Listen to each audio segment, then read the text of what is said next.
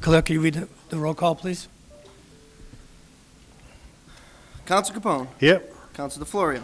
Counsel DePiero. Here. Counsel Hanlon. Here. Counsel Marchese. Counsel Matusky. Counsel McKinnon. Here. Counsel McLaughlin. Here. Counsel Napolitano. Here. Counsel Simonelli. Here. And President Della Sola. Here. Casey is present. That's 11 members present. You Please have a stand, quorum. salute the flag. Pledge allegiance to the flag of the United States of America, to the republic for which it stands, one nation, under God, indivisible, with liberty and justice for all.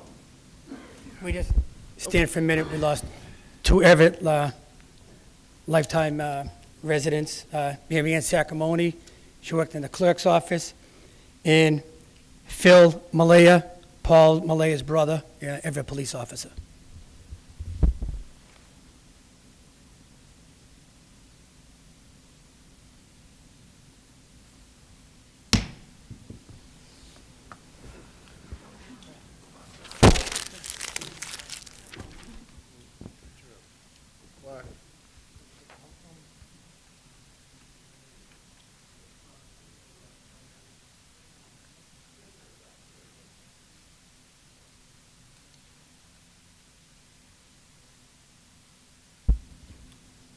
Clerk, give me number 1 on the agenda, please.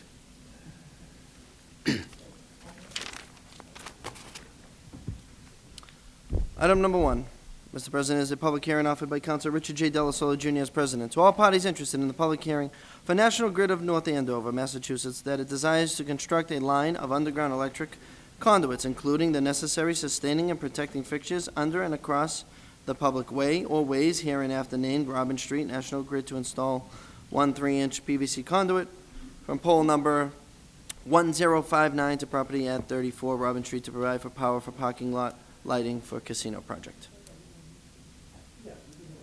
We have anybody? Mr. Chairman, I'd like to make a motion that we suspend the rules and He, I know it's all called, I just want 2 and 3 together, it's all the same. okay. Second on that? motion.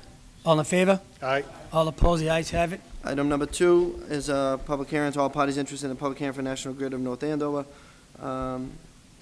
To construct a line of underground electric conduits, including the necessary sustaining and protecting fixtures under and across the public way here and after name Robin Street, National Grid to install 1 3-inch PVC conduit from pole 1066 to property at 14 Robin Street for power for parking lot lighting for the casino project.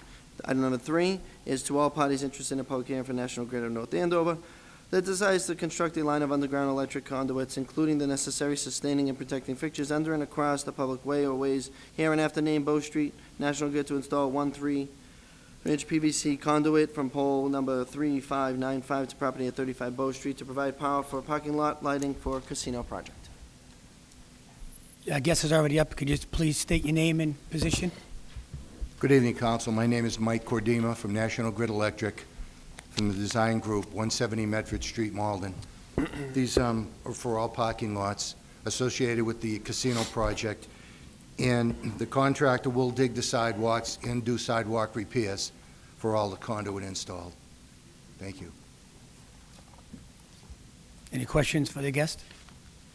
Councilor Matusky? Thank you, Mr. President. First of all, Mr. Cordina, I want to thank you for getting the lights fixed on Ferry Street. There was a large number of street lights that were out. That's under control. And Mr. Cameron was here, I don't know, about a month ago, and he gave us a do not call number, and I did call it. And when you call this number, I don't, I only Excuse bring me. this up, Mr. President, Okay. because I'm going to give it to him anyway, but it's to win a trip. It's not take you off the... Did anybody try the number that he gave us? It's a joke. So I'm going to give you this, and maybe you can get the correct number for the do not call. National Grid calls you if you paid your bills on time or you didn't pay them on time. Continuation of that. I just want to bring that to your attention. I never heard of it, but I'll be... You know, if I had a cell phone here, I'd play it for you. This is what he gave us. It's kind of ridiculous. but- okay, Councilor. I'm all done. I'm in favor of this. This is for the parking lot for the 800 cars. There's 3 separate parking lots, quite a area down Are there. you doing the street lights in the parking lot itself? Or just around the I perimeter? don't think so. The guy I was with that day, I think they're going to do their own lighting. Are they going to do Because, yeah, their he own? didn't ask The anything people about... that actually run the parking facility? Yep. Well, I'm in favor of it, and it'll be, the lights will be around the perimeter, is that it? Or I you don't know that much about it, but I just know the power going But you need to in. put the power there in order to get it going, okay. I'm in favor of getting this project moving forward. Thank you. Thank you, Counselor. Counselor Capone. President, through you to our guest, with each of these lines, what kind of time frame are we looking at? Where will vehicles be? Will there be public property, on private property? Where will everything be when you're doing the work?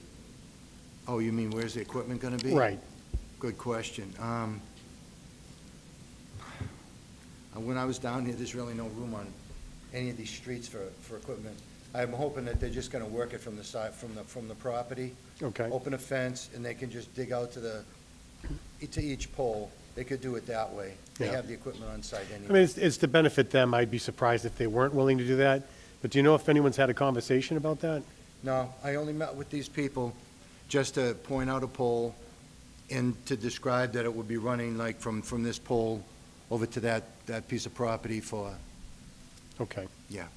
And so these locations, these poles, the pole number, those are the ones that are on the street, In the sidewalk. and then those will roll underground. Do you have to go across any abutters at all, or no? No. Okay, so We're then you have to grateful worry for about that. the easements or any of that, and it goes directly to their property. And I'd be surprised if they didn't allow you to put equipment on there, because there really is no room to do, like you said, to kind of do that kind of work. It's all open land, so roll up a backhoe and start digging. That's what I'd say. What kind of time frame do you think you're looking at for each of these projects? I can't say for sure, but as soon as, if the petitions pass, we just move it right along. Okay, You know, they'll know that it's ready to go. okay. Any guesstimate about the amount of time once the project starts? These three lights? Yeah, I don't think it would take them a day or more. okay, so it's pretty quick. Yep. Okay.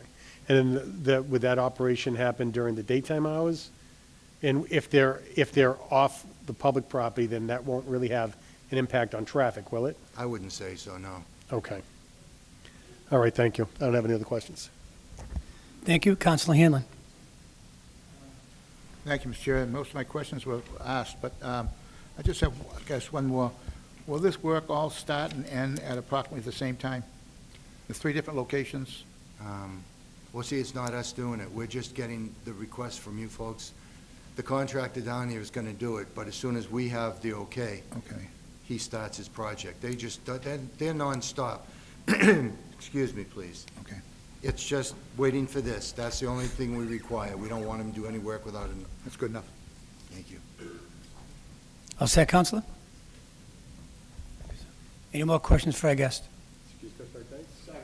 Favor action, favor? Mr. Chairman, on all three items? Oh, we got to open a public hearing. Yes. Second. We'll take one at a time. Item number one, Yes. open a public hearing on item number one. Second. On item number one, you're all set. Thank you. Thank you, Thank you. Counsel.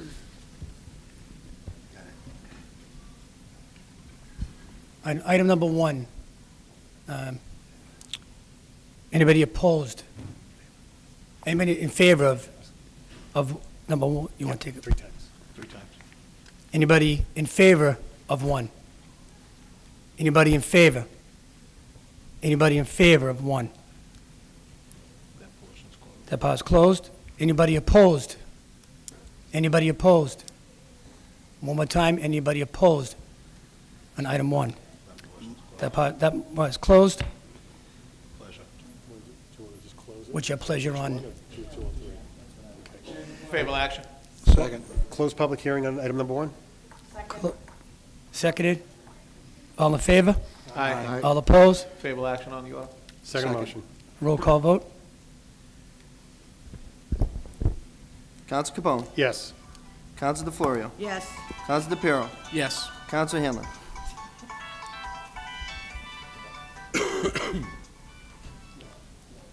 Say yes. Counsel Marchese. Yes. Counsel Matusky. Yes. Counsel McKinnon. Yes. Counsel McLaughlin. Yes. Counsel Napolitano. Yes. Counsel Simonelli. Yes. President De La Sola. Yes. 11 yeas, 0 nays. You have passed item number one. Item number two. Anybody audience in favor of number two? Anybody in favor? Mr. Chairman, we actually closed the public hearing. We need to make another motion. So a motion to open public hearing on item number 2. Second. Okay. Sorry. All opposed? The ayes have it. Open petition number 2. All in favor? All in favor? Number 2? All in favor, number 2? That's the public hearing. Close on number 2. Anybody opposed? Anybody opposed on 2? Anybody opposed? Motion to motion- close the public Second hearing. motion. All in favor? Aye. All opposed? The ayes have closed on number 2. Favorable action? Second motion. Roll call vote on 2. Counsel Capone. Yes. Counsel DeFlorio. Counsel DePiero. Yes. Counsel Hanlon. Yes. Counsel Marchese. Yes. Counsel Matusky. Counsel McKinnon. Yes. Counsel McLaughlin. Yes. Counsel Napolitano. Yes. Counsel Simonelli. Yes. President Delasola. Yes. 11 yeas, 0 nays. You have passed item number 2. Mr. Chairman, motion to open public hearing on item Second. number 3. All in favor? Aye. All opposed? The ayes have it. Open on 3. I will ask 3 times again. Who's in favor on 3? All in favor of 3? All in favor on 3? I'll ask, who's opposed on 3? All opposed? All opposed? Public hearing is closed on 3. Make a motion to close public hearing. Second. And favorable action on the order. All in favor? Aye. The ayes have it. Counsel Roll Capone. call vote. Yes. Counsel DeFlorio. Yes. Counsel DePiero. Yes. Counsel Hanlon. Yes. Counsel Marchese. Yes. Counsel Matusky. Counsel McKinnon. Yes. Counsel McLaughlin. Yes. Counsel Napolitano. Yes. Counsel Simonelli. Yes. President Delasola. Yes. 11 yeas, 0 nays, Mr. President.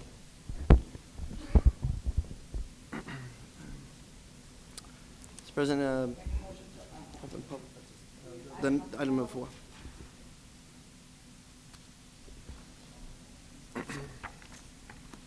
Item number 4 is an order offered by Councilor Richard J. Delasola Jr. as president, in order to amend the City of Everett Administrative Code. Counsel McKinnon? Thank you, Mr. President. I'd like to make a request. I received this information today. I'd just like to have time to take a look at it. Okay, I'm sorry. Can we open a public hearing first? Second.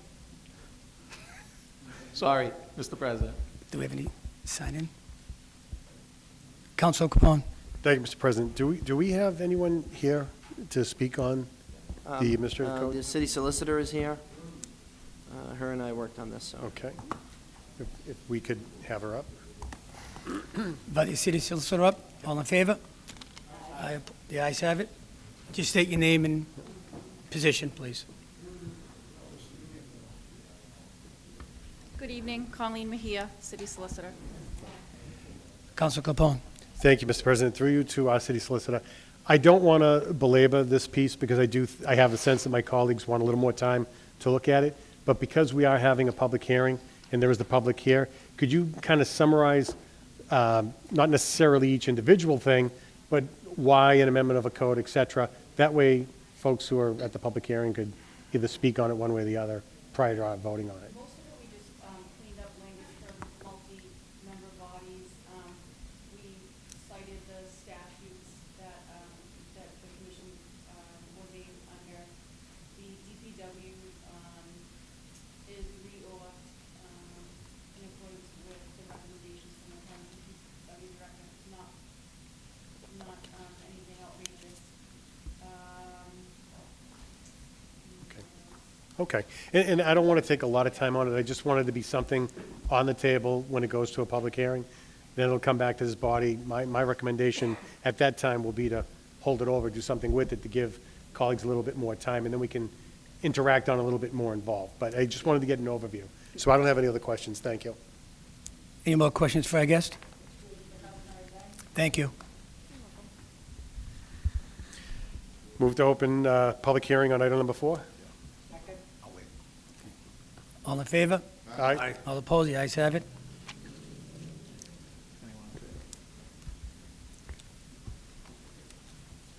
I'll ask 3 times. Anybody in favor of 4 on the agenda? Anybody in favor? Anybody in favor? I'll ask anybody opposed. Is anybody opposed? Anybody opposed? Close Again, that it's portion. closed. All in favor? Opposed, the ayes have it. You want- Counsel McKinnon. Thank you, Mr. President.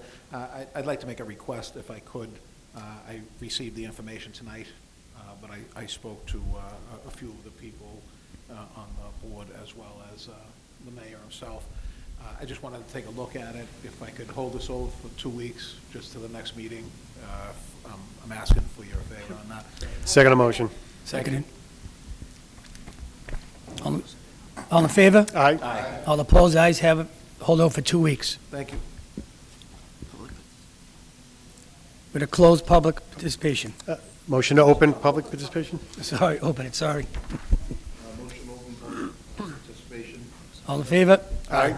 Opposed, the ayes have it. We have, Sign-in sheet? yep, there are two people here to speak. First one is Reverend Renee Solano.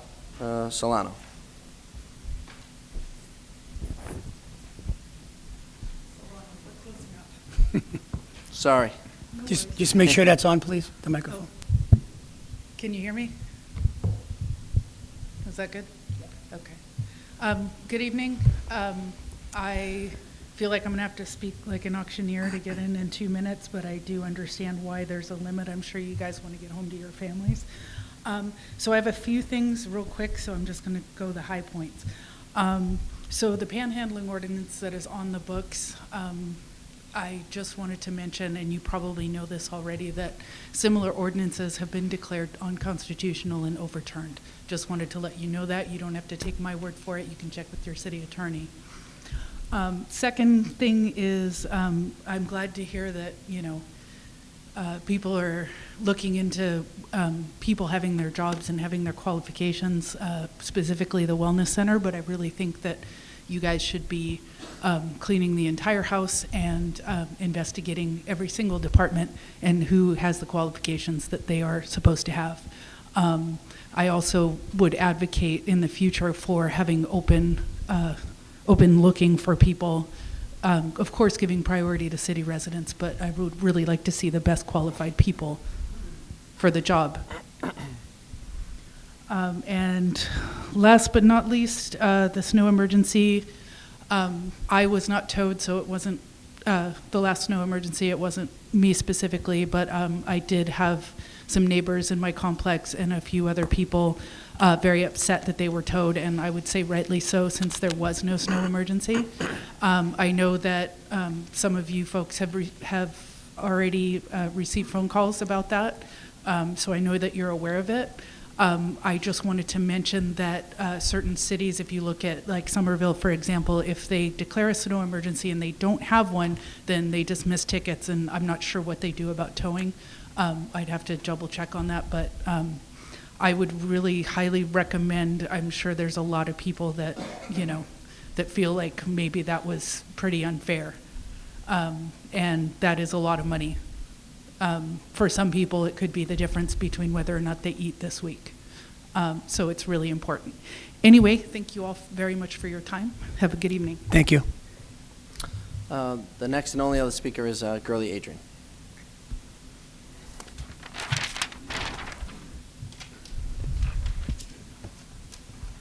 Hi, everyone. My name is Gurley Adrian, live at 12 Valley Street here in Everett. So the reason why I wanted to speak today was about a constituent in Ward 3 reached out to me about the food pantry that I guess effectively has stopped in the Whittier Drive housing. He was really concerned about it, and he told me if I could speak on it here at City Council during the meeting here on Monday. He said he spoke to one counselor about it, and he didn't know if it was going to be on the agenda or not.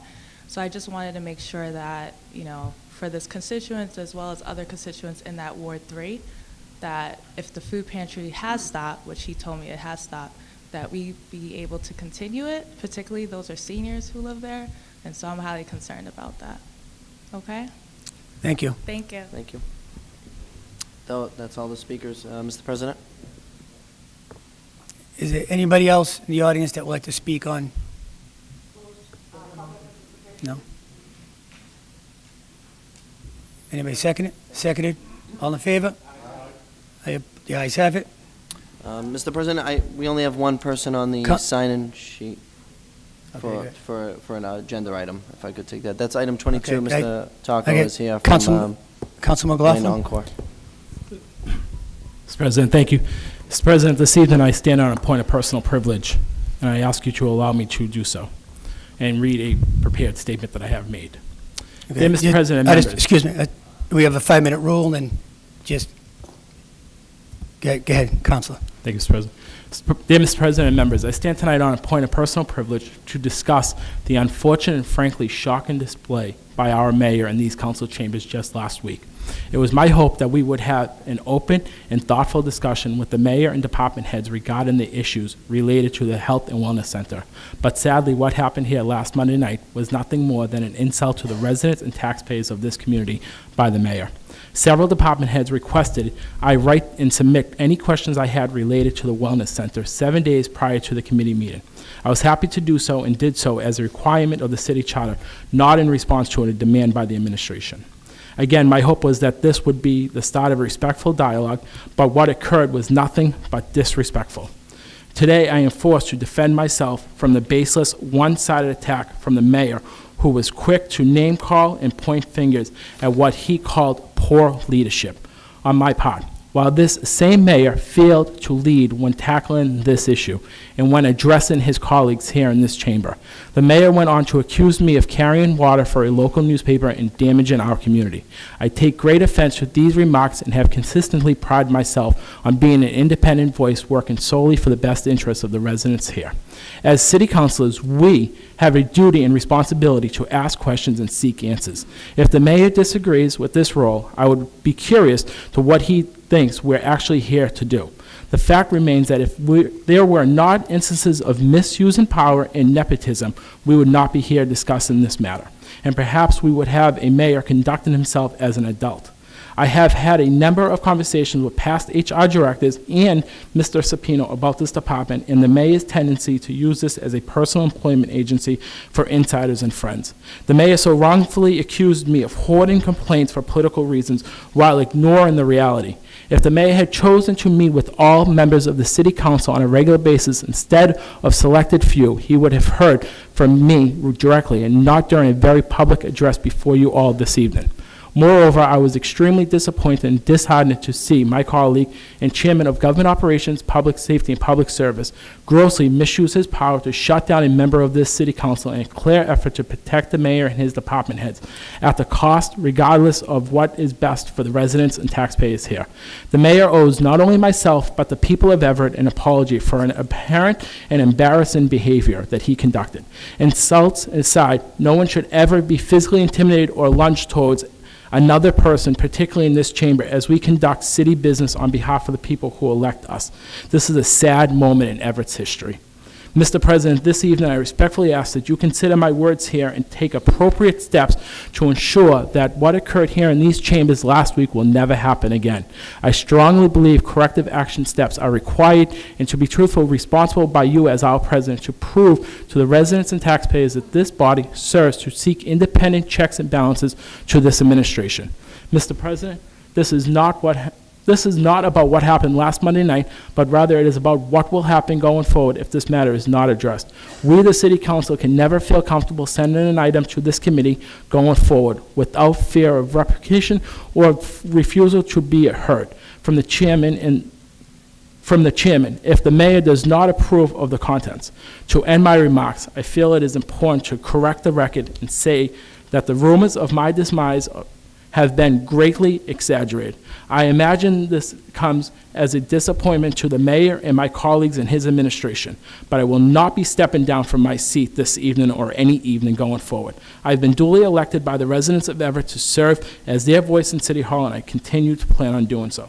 This spread reports of rumors to the contrary. Thank you for your time. Thank you to my colleagues for this time, and I look forward to finding a way to turn the page on this ugly incident and move it forward to collaboratively work together to continue to fight for important issues so that we can continue to move Everett forward in a positive way to make it the greatest city we can, which we all drive to do each day. Thank you. Thank you, Councilor. Mr. Chairman, Councilor as the Piero. committee chairman, I'd like an opportunity for my own point of privilege, please. We had the committee meeting last week. I'm sure everyone in this room has seen it. The mayor answered every question that he is allowable to answer. We have a responsibility as city councilors to protect the city as a whole and not open ourselves up to any more potential litigation or to assist potential claimants. There's a process for that. Me and the counselor may have disagreements on some fundamental issues. My issue was I was lied to, and I'll leave it at that, and that's it. I'm not going to let propaganda dictate the business that we conduct in this chamber, and I'll leave it at that. Thank you. Thank you.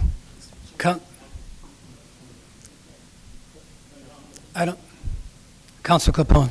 Thank you, Mr. President. I think what happened in this chamber last week requires comment because standing on my own point of personal privilege, the integrity of the body is at stake. And I've been an elected official for over 16 years. I watched that committee meeting from home because I'm not a member. I was appalled at what I saw. That sentiment has been shared by many who have reached out to me. An invited guest entered this chamber and belittled and insulted a member.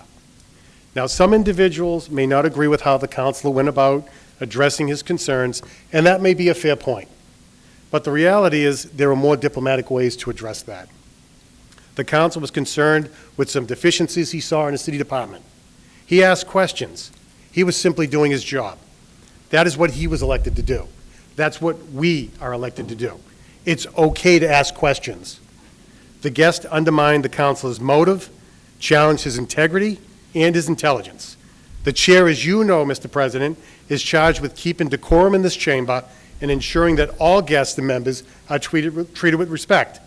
Where the chair fails to act, it's incumbent upon the members to act. What concerned me, one of the most important issues, is within a minute into the attack, the councilor actually requested assistance from the chair. Mr. Chairman, this is a personal attack. The councilor's plea was ignored. The guest continued on, insulted the member, and read from his prepared statement.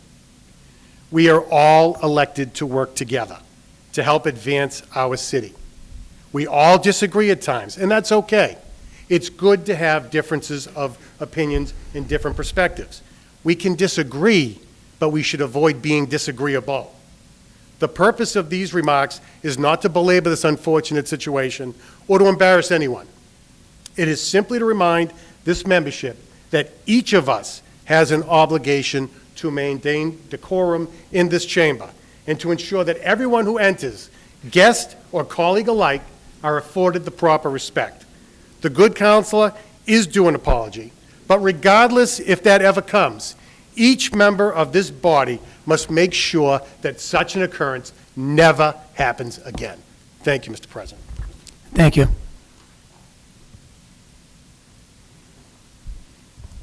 The item 22 would be the next piece, if you could take it out of order. Make a so motion Mr. to Taco take can items speak. 22.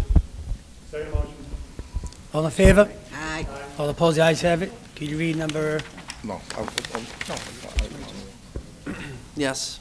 Item number 22, Mr. President, is a resolution offered by Councilor Richard J. Dela Sola as president, that Mr. John Taco of Encore Boston Harbor appear to update the city council on the progress of the Encore Resort.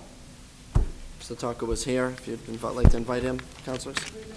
Mr. Taco up. All in favor?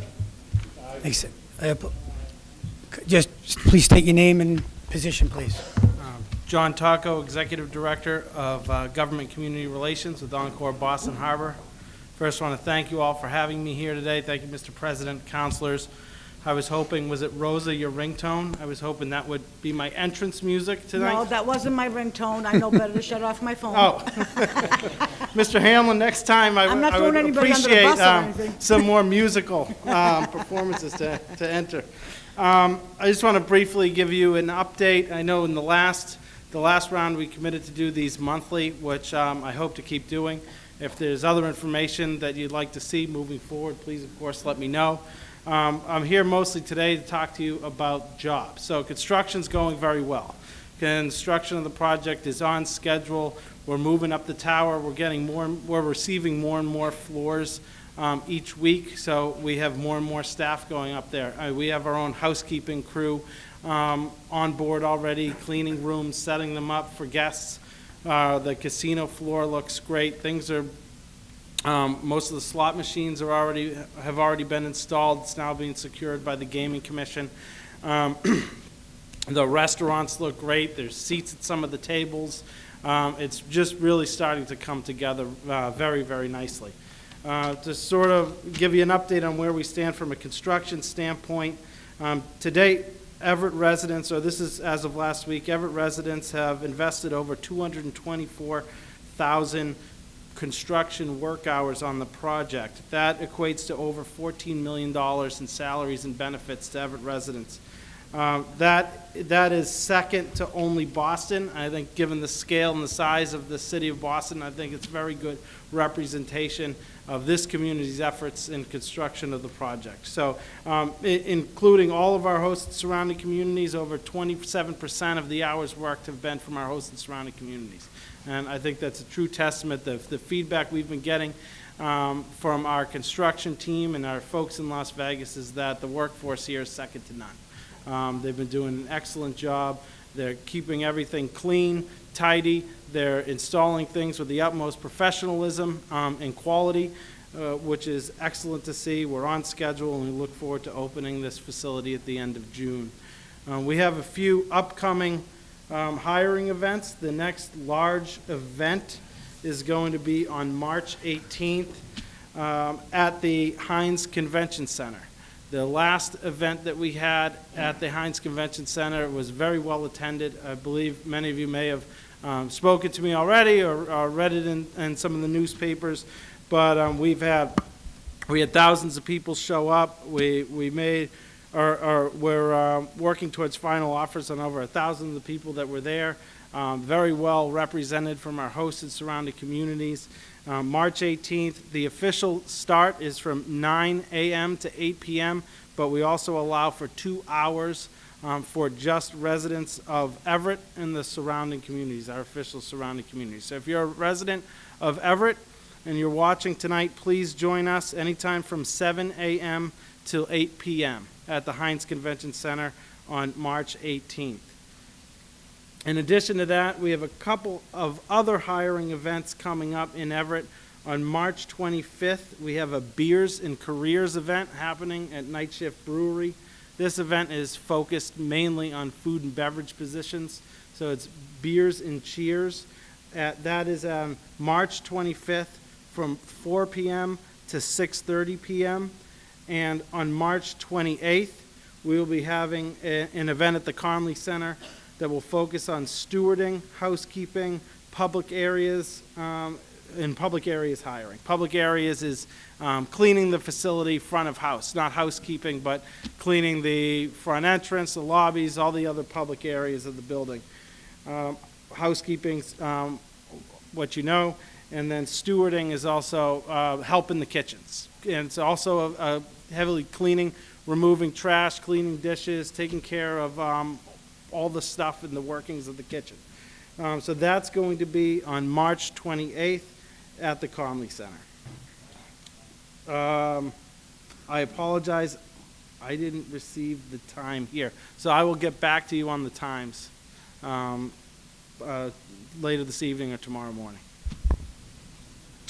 I just want to let you know on January 28th, we had a hiring event also at the Conley Center that focused on cage and cashiers, and we were able to hire or make offers to over 50 people at that event. So we've had very good success to date. We're very proud of our current numbers. I'll just share with you today. This is not inclusive of those 50 I just mentioned. To date, we have 58 residents of Everett working on our staff. That makes 15% of our current workforce. That's the #1 represented community, including the city of Boston. So I think we're very proud of where we are. That number, it's the best number we have. I'll be candid, it doesn't tell the whole story. We don't really know how to tell the full story, because I know several people that we've hired that have moved since they were hired as residents of Everett. They've moved to other communities. So as we recalculate, things will shift.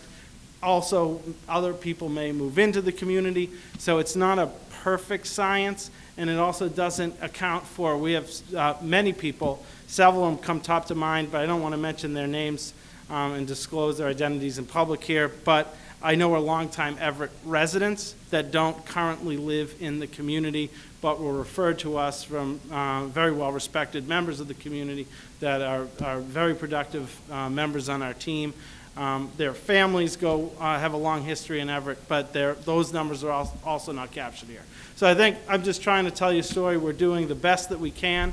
We will share the best information that we have available.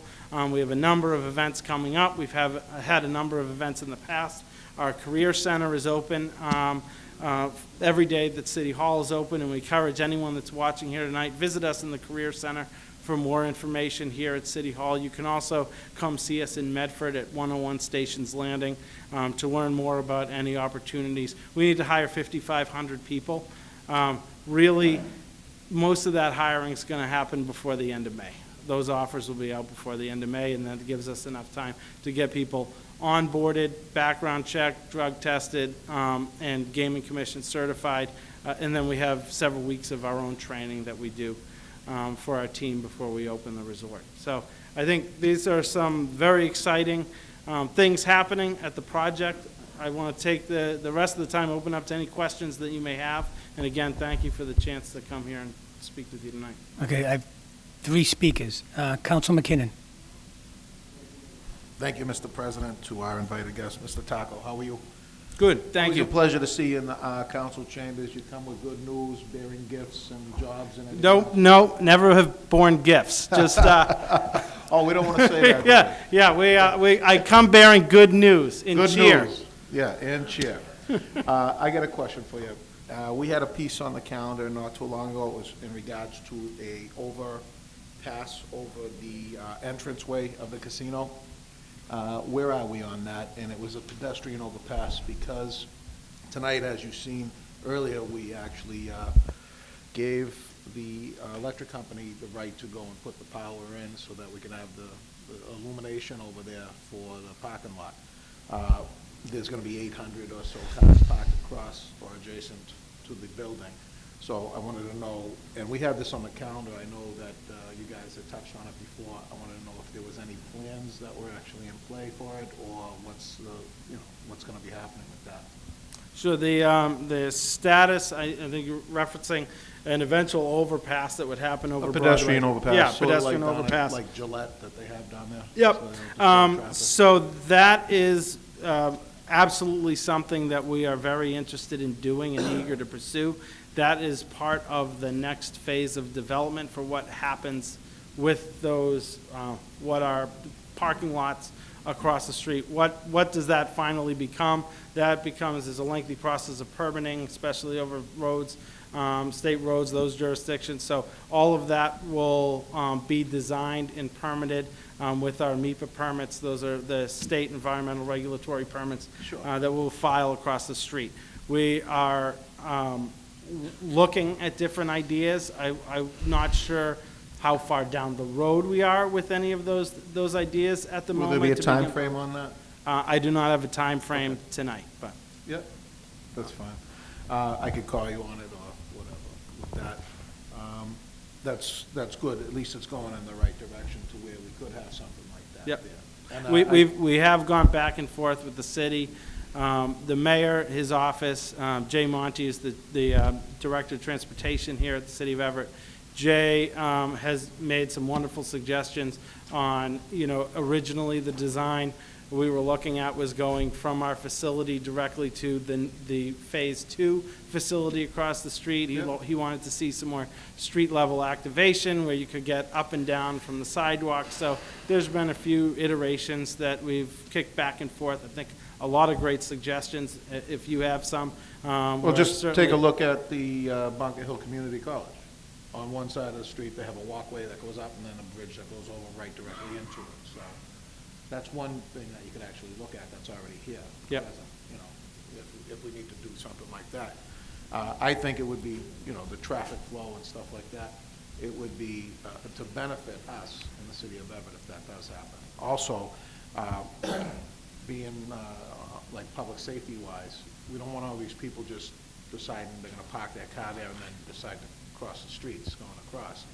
Could be potential hazards to them, and then have people on the streets getting plowed over by cars. We don't want that either. So this would be something that I think is kind of an importance to us as well as to you guys as well, to have your pedestrian walking across and, be in a safe manner, we'll say. So anytime that can happen or we can have discussion on it would be great.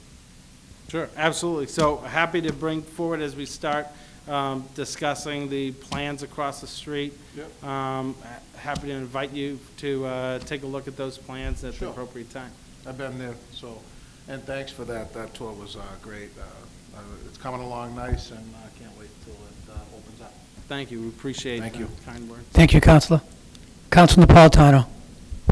Thank you.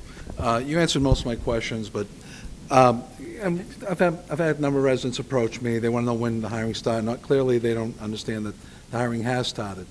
Approximately, give us a rough idea of how many people have been hired up to this point from the resident, who will be working at, not the construction. We have identified, and I don't want to say offers out, but I think we've now identified about 44% of our candidates. Now, there's a process to go through that involves a whole host of things: gaming commission certification, acceptance of an eventual offer.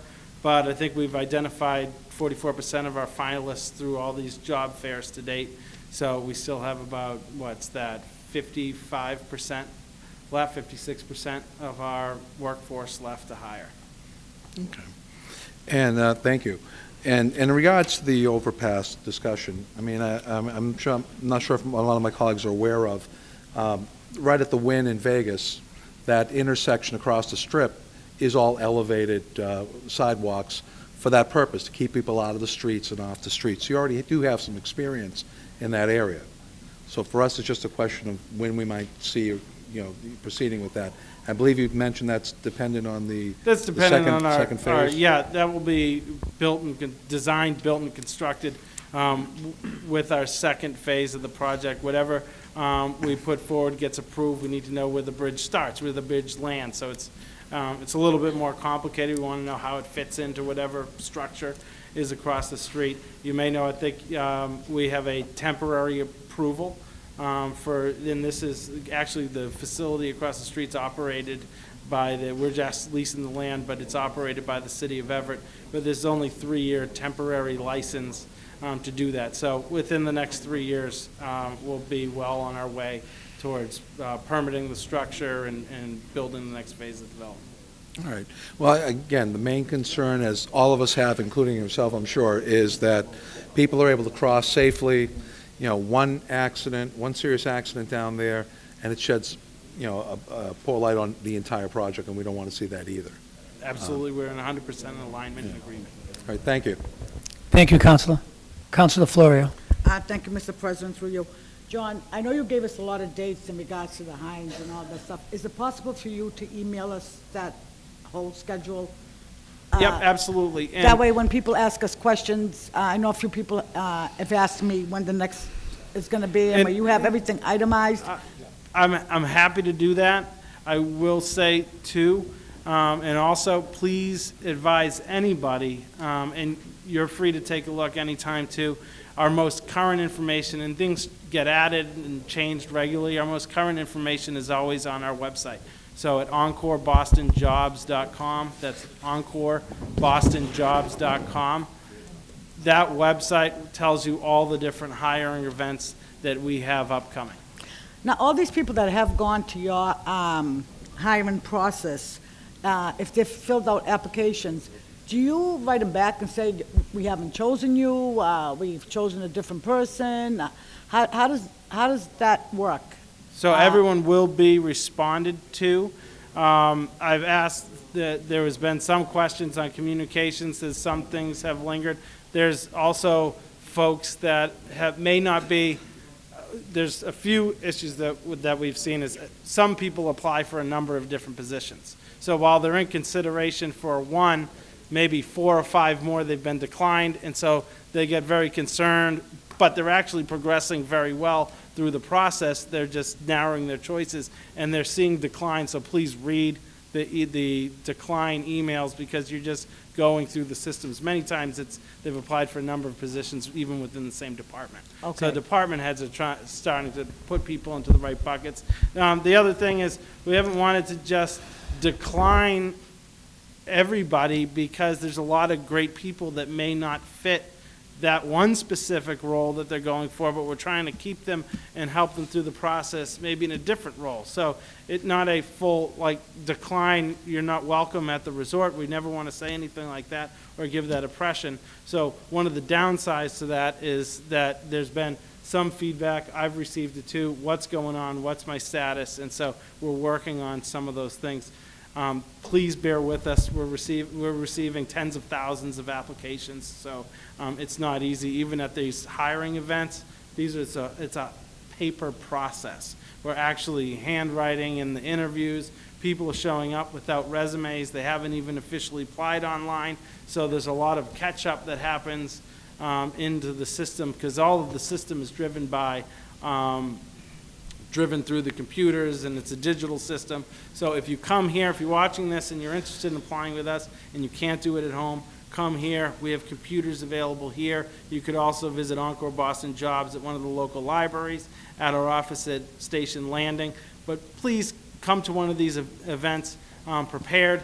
It will help you dramatically through the process. If you go online, apply for a specific position, be reasonable. Some of the challenges too are some people are applying for positions that may be far too senior for what their experience level is, and if they looked 3 rows down, they could have found something that was more appropriate, and they would have had a better fit. So we're trying to do a lot of that sorting out as well, but Okay, I and thank you for your patience. And on these dates that you have given us, are you also putting them on, in the paper? You advertising them in the other paper? Yes. Okay, thank you.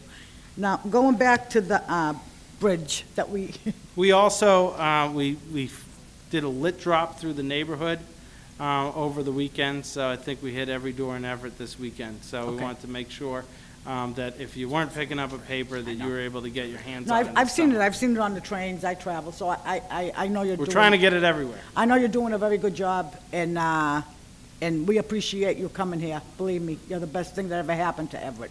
That's why we're growing.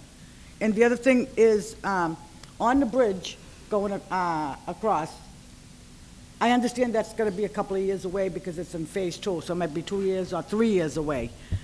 Is there, keeping people safe, is there a way that you could have like a bus that you could pick up people all at once and just cross them? So the parking lot's actually going to be managed by the city of Everett. Okay. Who is going out with an RFP on how to manage the parking lot. It's available to everybody. They may or may not be coming to us. Our assumption is probably many will be coming our way. I'm not sure whether the parking lot operator would consider a bus or not, or if that's an idea. It's really not that far away. I will say, in talking to the city's traffic director, Jay Monty, and transportation director, I'm sorry, he was very specific in saying, and this is why it actually came up in the stair discussion. He wants to make sure people have good access to the sidewalks. He said, as the city went through the Lower Broadway master plan, one of the number one things they wanted to see is street level activation.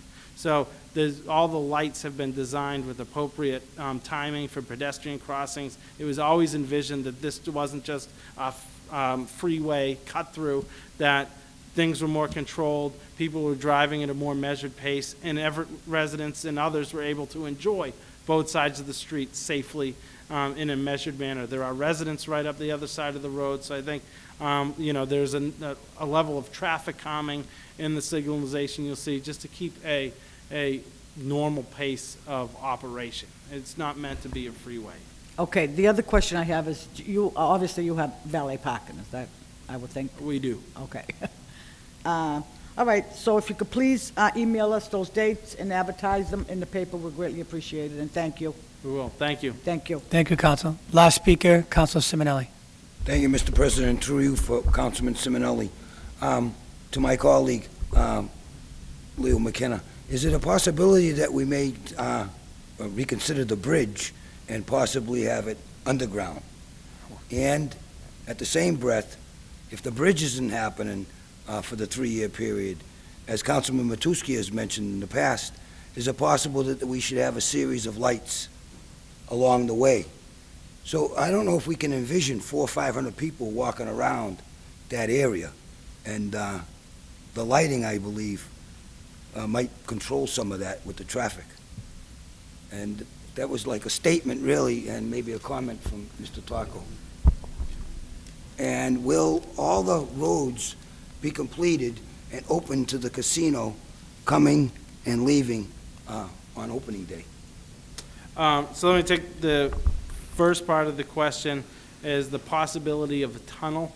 I think we'd be open to any idea.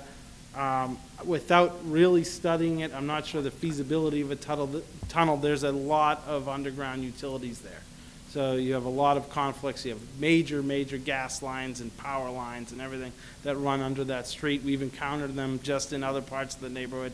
So I'm not sure the feasibility of a tunnel in that location, but it's something that we would look at anyway to get around. If you go around Singapore, you have malls connected all over the place by tunnel. It can be a nice experience too.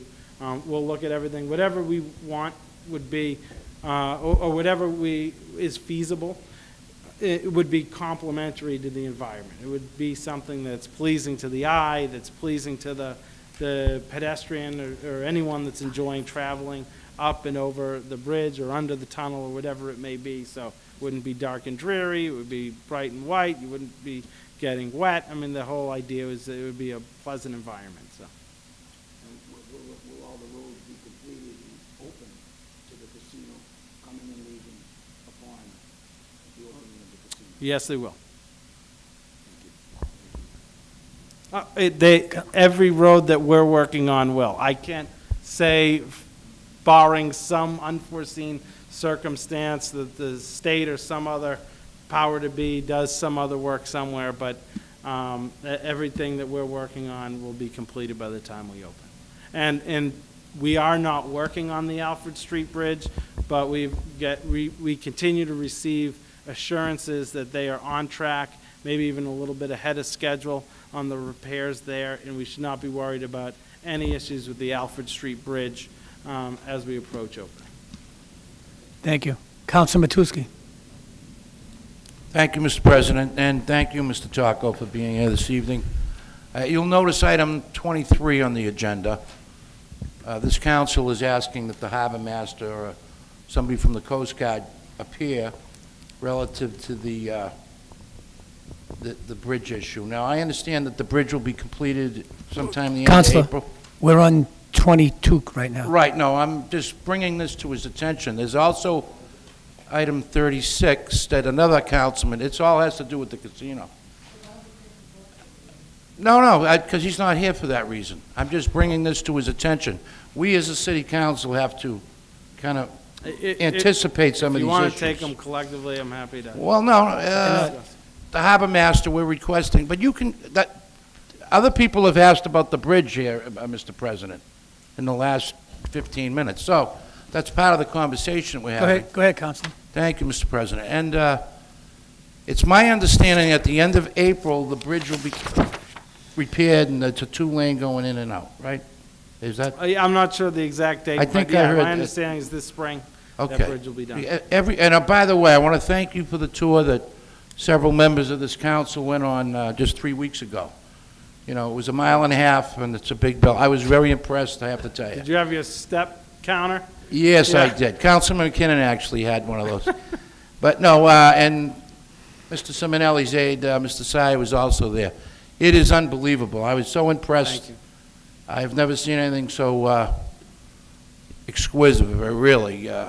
But needless to say, everybody you talk to regarding the casino. The traffic, they think it's going to be a big nightmare. Now, I live right off the Parkway, so we have to, you're considering Chelsea, and right now the traffic is bad. But once this bridge is repaired, we're hoping, it is my hope anyway, that the flow of traffic on Broadway to Sullivan Station and coming into the casino area are welcome to Everett. That's, once you go over the bridge, you're in Everett. You go the other way, you're in Charlestown. But anyway, once that bridge is fixed, I'm hoping that resolves some issues that we're having. But I just want to let you know that we are asking somebody from the Coast Guard to be here, because it's been my experience as a frequent traveler in that area that this bridge goes up and it's a 15 to 20-minute wait. Can you imagine what that's going to do to traffic? This has all been brought up, and I'm just mentioning it again tonight because without the casino, it's a 15, 20-minute wait. Can you imagine that being backed up all the way into the north end, probably? It's really going to be bad. But the 2 lanes are opening up, and it's my understanding it's the end of April. The other issue I have here is Councilman Marchese had a piece on, item 36. This is, we have to be prepared. There's going to be people coming into our humble city, and they're going to be standing on the corners. And, there we are, for the grace of God. I mean, panhandle is a part of life, but it's my understanding, Mr. President, that MGM and Springfield has a serious issue with panhandling around their property. I don't know if you're aware of this, but it's a very big issue. Somebody just mentioned that the other day.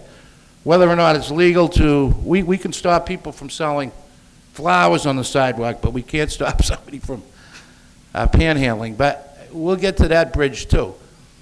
But my main concern will be this Alfred Street Bridge, if that works out. But I really want to thank you. You answered so many questions on this tour that we had, and I wasn't expecting to see something so impressive, I'll be honest with you. But I do want to see the outside area, Mr. President, the landscaped and the water harbor-ish, the docking area. Yep. Before it opens. So sometime in May, did you mention that we would? Yeah, I think probably late May, early June, give time for a landscaping team. I think it's May 4th. Oh, May 4th. I definitely want to be there. We booked it? Is it May 4th?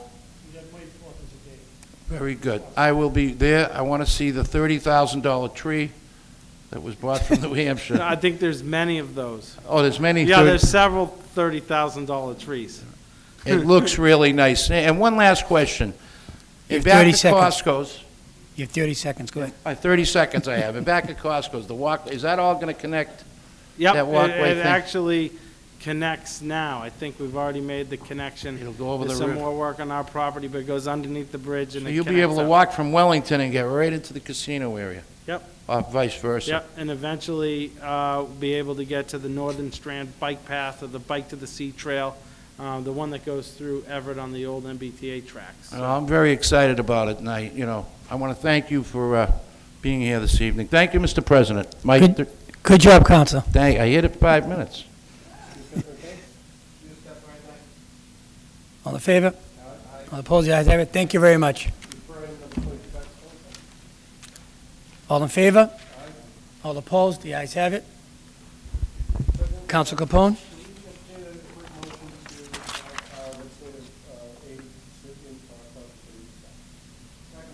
Second. All in favor? All opposed? The ayes have it. Welcome. Counsel Capone? Mr. President, can we suspend the rules and take items 5, 6, and 7 collectively? All in favor? Aye. All opposed? The ayes have it. Could you read 5, 6, and 7? Number 5, agenda. Mr. President, is an order offered by Council Richard Della Sola as president that the Everett City Council hereby accepts a donation of $22.78 from David Stable to be deposited into the Veteran Services gift account. Item number 6 is an order offered by Council Mr. Richard Della Sola as president that the Everett City Council hereby accepts a donation of 22 office chairs from BNY Mellon to the Everett Police Department. And, Mr. President, item number 7 is an order offered by Council Richard Della Sola as president that the Everett City Council hereby accepts a donation of $2,500 from ExxonMobil to the City of Everett's Fire Department. Counsel Capone. Mr. President, I move one vote be cast, the clerk be instructed to record the vote accordingly for each item, and a letter of thanks be sent to the donors. May I do a roll call vote, please? Thank you.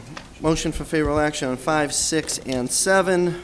Roll call vote. Counsel Capone. Yes. Counsel DeFlorio. Yes. Counsel DePiero. Yes. Counsel Hanlon. Yes. Counsel Marchese. Yes. Counsel Matusky. Yes. Counsel McKinnon. Yes. Counsel McLaughlin. Yes. Counsel Napolitano. Yes. Counsel Simonelli.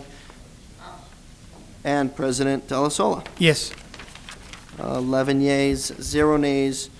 You have passed all 3 financial orders. President, could we please suspend Counselor- the rules and take item number 18? Second motion. All in favor to take 18?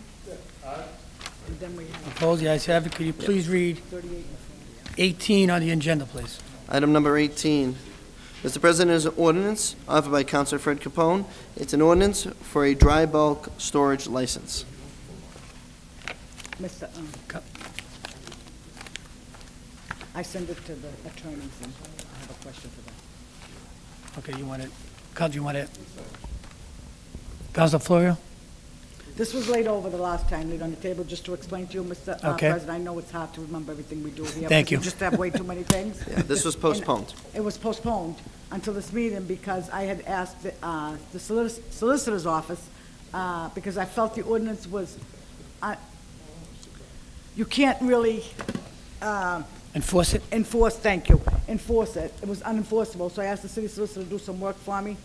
So if I could please have the assistant city solicitor up to ask him some questions, I would greatly appreciate it. Sure. All in favor? All opposed? Just state your name and your position, please. Matt Latanzi, Assistant City Solicitor. Now, in regards to the ordinance, which I had given you some questions prior to the meeting, is the way I felt is that it's an unenforceable ordinance. So I wanted more of a flat rate, and I also wanted fines, like say, if you get sand or you have anything that's not covered, to have it go with a fine. To sit there and start seeing how many cubic yards are on a yard or stored, it's very difficult. I mean, do you know how many 2,500 cubic yards are by looking at it? I do not. Okay, so we don't have the ability to go out and see how many cubic yards on the properties. So I felt that if they're doing something wrong, things should be covered. If there's stuff flying everywhere, because we want to worry about the environment, okay? If they're doing something wrong, let's punish them for it. Let's fine them. So by putting an unenforceable ordinance, it's not going to clean the environment. That's my opinion. So if you could please tell me what you have found in other cities and towns, because I see it, the way I see other cities and towns, it's more of a mixed use, the way I looked at it, but I don't want to interpret the law. I'd rather you do it for me. So. Okay. So when it comes to the enforceability of it, I can tell you the legality behind it. Legally, it is enforceable. Practically, that's not my area to judge. As for what other cities and towns do, no municipality in the state of Massachusetts that I found has a specific dry bulk storage ordinance on their books. What they do have, as Councilor DeFlorio just said, is more of a mixed use. A few examples where, by mixed use, what I mean is most municipalities, if not all, provide for bulk storage of liquids. Mostly, when it comes to liquids, it's flammable liquids, gasoline, petrol, and whatnot. Now, where the mixed use comes in addition to a bulk storage of a liquid, is also bulk storage of a dry good or a solid good. 3 examples that I found are in Fitchburg, Milford, and Monson. They both have a single ordinance which clumps together both the storage of dry and liquid bulk storage. And we also said during that last meeting, as Councilor DeFlorio just alluded to, that it wasn't a novel idea to have a fee based on size. I believe our office may have misspoken a little bit there. It had been a while since we had done research on that. That would be a pretty novel idea for the state of Massachusetts. The two ordinances I found, when it came to the fees, they were both flat fees. Plymouth has a $50 flat fee for all bulk storages, and that's for liquids and for dry goods. And Marshfield has a flat $50 fee as well. So, Well, we have a flat fee and the other one. There's a flat fee of $250. So, to me, I mean, I don't know. Don't we want the business people to come to Everett? I mean, I just think it's so unfair. And the other thing is, maybe it's a zoning change. Maybe we should do some zoning change and send it to the zoning board of appeals. Let them deal with it. Because this is something that it's unenforceable, and it went from $5 to $10. It's a $250 flat fee. It doesn't matter if you have a small business or a multi-million-dollar business. It's $250. So I think we have to consider what's going on with this ordinance. And I understand there's a lot of work been done, and we don't want to throw the work out in the drain, out in the street. But as far as maybe the council can explain to us, if there is a fee in there, that if the material is not covered, because we're worried about the environment, of stuff flying everywhere. So make sure that it is covered, and if it's not covered, for them to be fined. So let's fine the people that are not following the rules, not everybody. So that's my thinking. So I'll yield the floor to my counsel to see what's in there as far as the coverage. Maybe he can explain it better. Councilor Capone.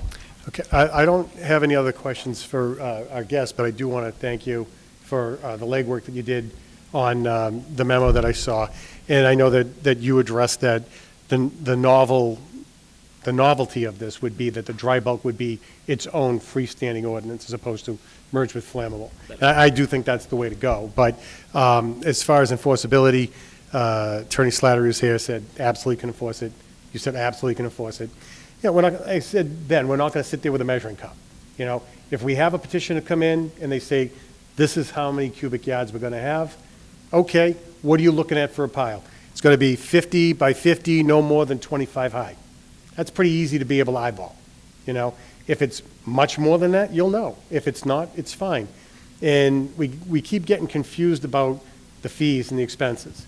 The $250 is one time for the initial permit, and then there's a renewal fee of $10 per 25 cubic yards. Now, I'm not really concerned about the money. I just want it to be able to pay for itself with regards to the paperwork. 25 cubic yards could be 6.75 tons for $10. I don't think that's a lot to ask, but that's another point. So I want to just thank you for your time, and then unless there's any other questions, we'll excuse the customary thanks, and then I'd just like to address. I have no what we other have on members this. that want to speak unless you want to. Council Marquette, you. Very quick. You were mentioning the fees for the boats. Is that $50 for 10 boats and 100 boats, whatever, that's the same fee? I'm sorry, could you You were repeat? talking about boats, I believe, in A Plymouth? bulk. I may have misspoken, but bulk storage, not Bulk? boat. Okay, okay. But Bulk, they said boat. yes. So that's just, that bulk is just one fee of 50 for unlimited? Yes. Okay. If there's no more speakers, Councilor DeFleur, did you? So talking about the flat fee, we're already charging $250 for a flat fee the first time, from my understanding, and then it's $10 per second year. So if we keep the flat fee, just like every other city in town, but I really believe that a small business shouldn't be paying $250. Maybe the small business should be paying $100 and everybody else pay $250. But there's got to be a fine if they don't keep the materials covered, if stuff is flying everywhere. There's a fine. They have to keep it covered. So why, I don't understand. Yeah, so, okay, so we got the fine in there, okay? So leave it alone. How much more do you want to get out of these people? I mean, a few weeks ago, we complained about the taxes. Now we want to add more fees. All set, Councilor? Thank you. Thank you. Council Capone on Thank you, this piece? Mr. President. On the piece itself, personally, like I said, I don't even care about the fee. I just want to be able to compensate the individuals, the clerk's office to have to put the paperwork together. I'm only looking for the fee to do that. You know, as far as a flat rate, you can do whatever you want to do. As far as a flat rate goes, 100 cubic tons, which would be a small organization, would do no more than that. It's going to cost them $40. So even if we did a flat thing of 50, you're going to hurt some people. And you could do a flat of whatever you want to know, $50, whatever it is. You could have 88,000 tons of stuff out there, you know, pounds, you know, whatever you want to do. The two concerns that I have, and the reason why I've pushed so hard to try to get this book, this piece on the books, is that the first thing is you don't want material that's sitting around a large pile blowing all over the place. Wind takes it, water takes it, rain. If it's sitting in the soil, it's going to go into the soil. It's going to go into our waterway that we're finally reclaiming after how many years? So I want to make sure we don't have stuff flying all over the place. So we do have covering in the ordinance. The second thing that I'm concerned about is I want this body to have some sort of control over what comes into this community. Without this ordinance, as long as you're properly zoned, you can stack something 8 stories high, as long as you're zoned that way. So before anybody comes in, and I don't care if it's salt, sand, mulch, dirt, rocks, I don't care what it is. I want to be able to have a voice on behalf of this community. I'm sure my colleagues do as well, that wherever you are located, depending on the size of your lot, a pile on one lot that has square footage is going to be reasonable in that location. It may not be reasonable in another location. All comes down to the amount of square footage you've got. So I want to have the petition come forward on a case-by-case basis, and then we collectively, as a body, and we can rely on whoever we have for experts in-house, what is too much to have on site at what time. So that's all I'm looking for. So, you know, with regard to this ordinance, it's been around and back for about 6 to 8 months. It's already gone to the solicitor's office twice. It's been in committee multiple times. Right. You know, at this point, either vote it up or vote it down. If you don't like it, vote it down. But I hope you vote it up, because if you vote favorably for it, you're going to be able to top the stuff from flying all over the place and polluting everything, and you're going to have some control over how big of a pile you see in your city. And I think both of those are crucial. So with regards to the fee, if the body wants to amend it, make it a flat fee of $50, I don't care. We can always get back to the fee later if we find that it isn't making sense. What I'm concerned about is I want to get it on the books, because I don't want contamination flying all over the place, and I want to have say over what size pile I'm looking at in my community. So right now, your piece is going to be, It will be enrolled if it's acted. And I've got no problem amending it. If my colleagues want to amend it to a flat fee, start out of the gate with a flat fee, $50, that's fine with me. Let's get it on the books. And then as we go through it, the clerk's going to see, geez, you know, $50 isn't working, you know, or maybe we should bridge it where it's 50 for up to 100 cubic yards. Anything over 100 cubic yards, up to whatever, is 100 or 200 or whatever. I got no problem with that. So then I'd make that in a motion. We amend the section that talks about the fees, that the first 100 cubic tons be capped at a renewal fee of $50. Anything over that, $100. Counselor, I'll need you to repeat that in a moment. Sure. I'm just getting some paper. Councilor Florio. There's too many I don't people. have a problem with that, but I do want to understand, in the ordinance, maybe I'm not understanding something, and I want to make it clear. In the ordinance, it does have to be covered, or there is a fine, is that correct? Okay. All conditions Because if have to that's be not met. right, because if that's not there, then we need to work on that. It's in there. So I'm fine with a flat fee. Okay. I don't want to hurt anybody, and I don't want to make sure that it gets enforced. Now, where it has to be covered, if we have a problem, we can enforce it. But Mayor, from the chair, Let's- you're let's go talking up on the all fu- material has to be covered? Well, if it's over a certain amount. Oh, Was yeah. it over 25? Something like that. If it's not being worked. Correct. If you have a pile that's being worked, while it's being worked, it doesn't need to be Right. covered. If you're not going to work it, you need to cover it. If you're doing construction and you have a huge pile on site, and it's going to remain there for more than a certain amount of time, then it comes into play, that would have to be covered. And I have no problem going up on the fees as far as fining. okay? Because, Yeah. so we can look at that later on, but I'm okay with that amendment, and I'll second it. And, Thank you. just let me make sure the amendment is Just want to, correct. we want to get this together right here before we. Yeah, I just vote. want to make sure. It's Yep. $50 up to 100 The cubic first yards. 100, yep. $100 for 101 cubic yards or more. That's That's how I it, wrote it. yep. Is that okay? That's fine. Okay. And that's- So, on the amendment, I ask for favorable action, or we could take, well, I don't, well, let's, I guess, vote on the amendment first. So, Yeah. I move favorable action on the amendment. All in favor? Aye. All opposed? The ayes have it. And I ask for favorable Record action me as that amended. Being opposed? Okay, Okay. it's opposed. Yep, I can do that. Okay. Counsel Capone? Thank you, Mr. President, and I ask for favorable action as amended. Second. Roll call vote? Yep, let me just. Yep, no rush. Please note, this is for enrollment this evening, okay? Favorable action as amended. Counselor Capone. Yes. Counselor DeFlorio. Yes. Counselor DePiero. Yes. Counselor Hanlon. No. Counselor McKinnon. Me? I think the sheet's wrong, so All right. I just gotta go I was by the gonna sheet. say, wait a minute, I usually follow I know, someone I know. Yes. Okay, Counselor Marquez. Yes. Counselor Matusky. Yes. Counselor McLaughlin. Yes. Counselor Napolitano. Yes. Counselor Simonelli. Yes. And President De La Sola. Yes. That would be 10 yeas, 1 nay. You have enrolled the ordinance. If we could please take items 38 and 40 collectively.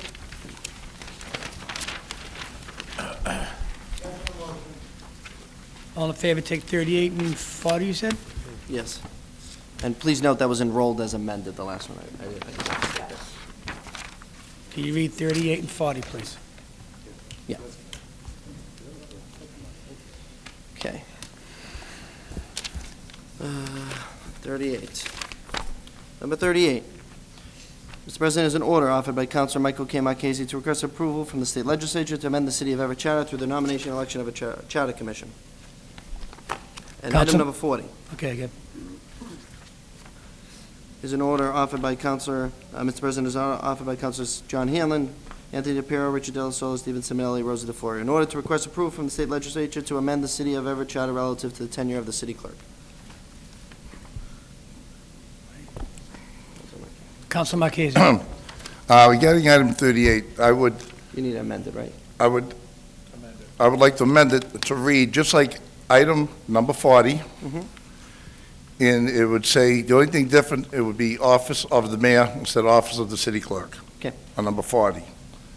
And the two amendments, should I have to write the two amendments I'm looking for to Just put? so the councilor, I So would the just state them so the understands? council understands what they're voting on. Okay, so now we have one with the office of city clerk, 38 would be the office of the mayor, and what it would do here would reduce the 4-year term to a 2-year term, and it would limit the mayor to 4 2-year terms.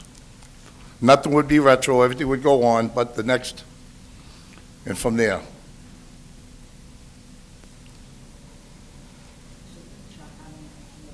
Yep, to amend the charter through petition of the state legislature to amend the office of the mayor to a 2-year term, and the other to have term limits for 2-year terms. 4 2-year terms, That's and the what you mayor stated, would correct, reduce from Counsel? 4 to 2 years, but he could serve 4 2-year terms. Correct, that's what that Yep. was your amendment.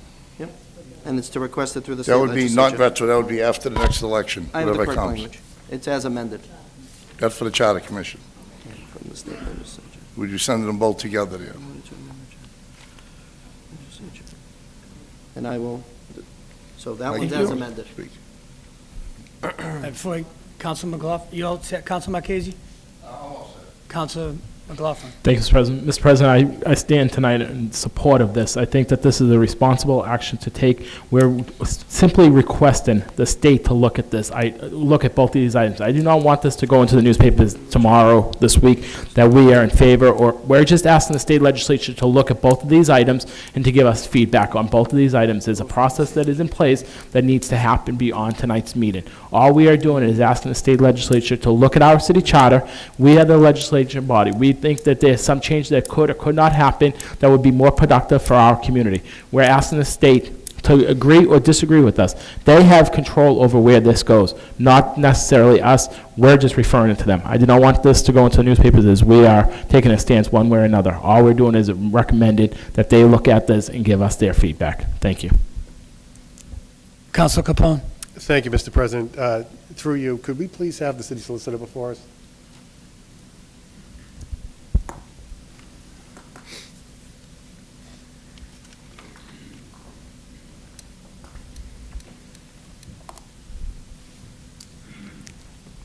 Just state your name for the record. Colleen Mejia. Council Capone. Thank you, Mr. President. Through you to Madam Solicitor. Are you familiar with the process when it leaves this body, if we refer it to the legislature for their approval?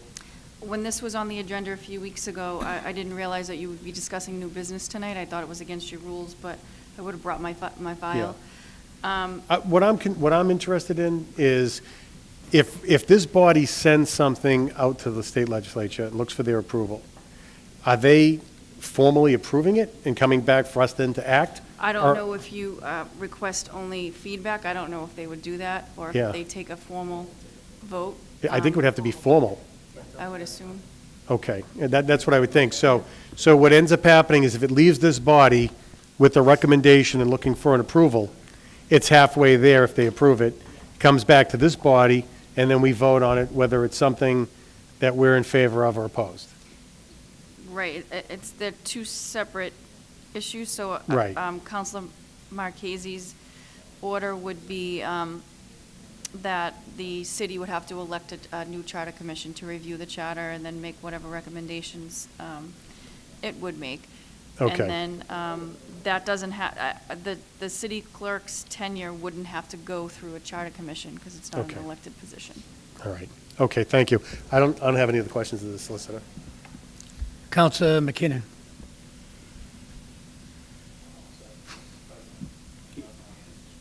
Okay. Councilor Matusky, and then Councilor Napolitano. Thank you, Mr. President. I really don't have any questions of the city solicitor. Well, I have another speaker after yourself. But I'll speak, she could stay here, I mean, you know, but my feelings are this, if... You want me to take the other council with a Yeah, question? take the Then I'll other take. council. Okay. Councilor Napolitano. You have a question, Thank you. correct? Yes. First of all, I have no issue with charter review. My history, in 20 years, has always been very pro-charter review, and that's where we are, and that's why we have the changes we have today. But I'm a little concerned, okay, I'm not sure how familiar you are with the statutes that govern a charter review. I've been told recently, shortly after we did review the charter, that it was a shortcut. Again, I'm not clear on what the legality of that was, but my understanding, and from this source, which is at the state level, was that what should have occurred should have been a petition drive. Does this process circumvent the need to collect signatures to be able to put this question before the voters? Which one? The charter issue. To call for a charter review. The statute spells it out pretty clearly. Again, I don't have the file with me. I didn't realize this would be taken up tonight because it's new business. But the statute is pretty clear as to the steps that have to be taken.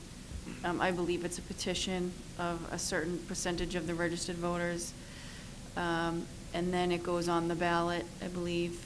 And then I think the charter commission members are elected by ballot, and then they have, I believe it's 18 months to review the charter and make any changes that they would recommend, and then that goes on the ballot.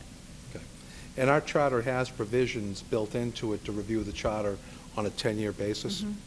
Okay, and that is reviewable for everything except for elected officials. Right, I think the statute is clear as to what has to, what changes have to be done under a charter commission, and I believe it's anything to do with elected officials.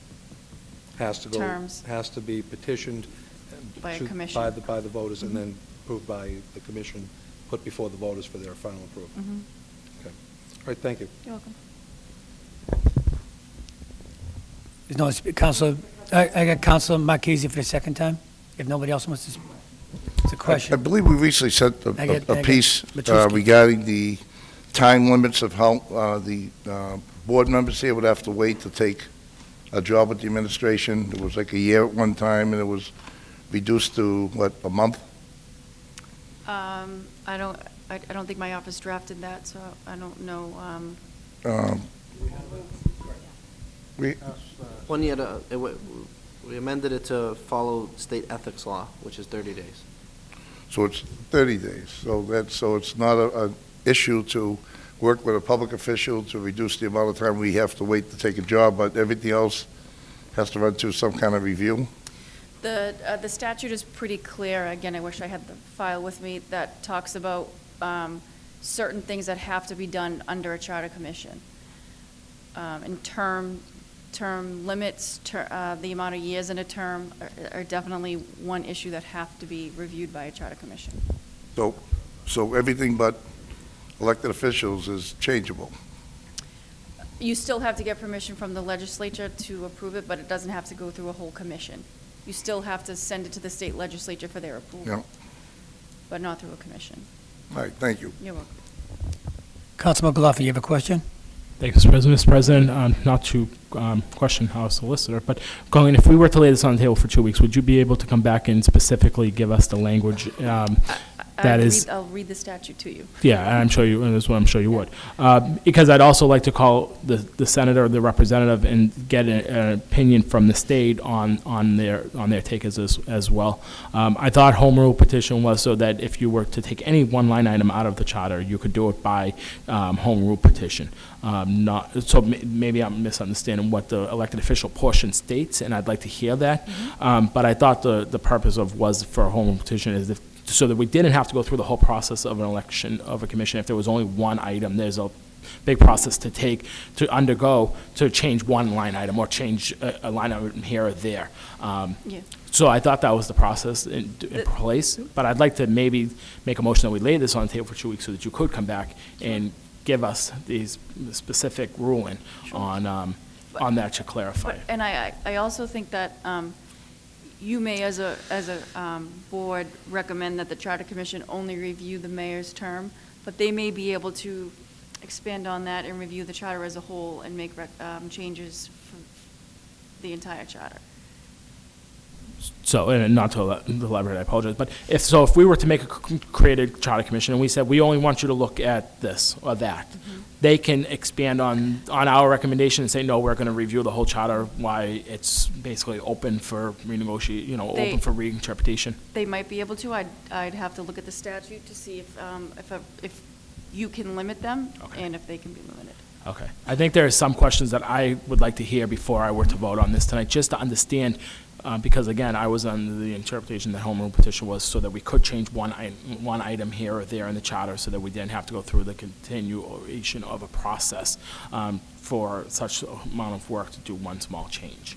You can do that, but when it's related to elected officials and their terms, that has to go through a charter commission. It's right in the statute, which again, I'll review with you next meeting. Yeah, so I respectfully make a motion that we lay item 38 and 40 on the table for 2 weeks and invite back our city solicitor or a representative of her office to be able to give us that ruling on the specific language so that we do know whether or not we can send this to the state legislature for the purpose intended. Before that motion, I have Councilor DeFlorio with a question.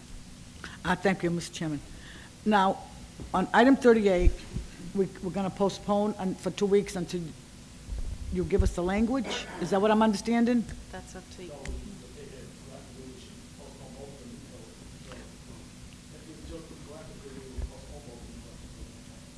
But item 40 is clear. I think we took both of them collectively, Council. I think we should table both of them for 2 weeks, get a clarification on them, and then be able to know what we're sending to the State House or not sending to the State House. I don't think it's going to hurt anything to get it 2 weeks to get in. Council, we have any more questions for the? No, excuse me, customary thanks. Thank you, Colin, for appearing. Thank you. Councilor Matusky, do you have a comment before I go in? Oh.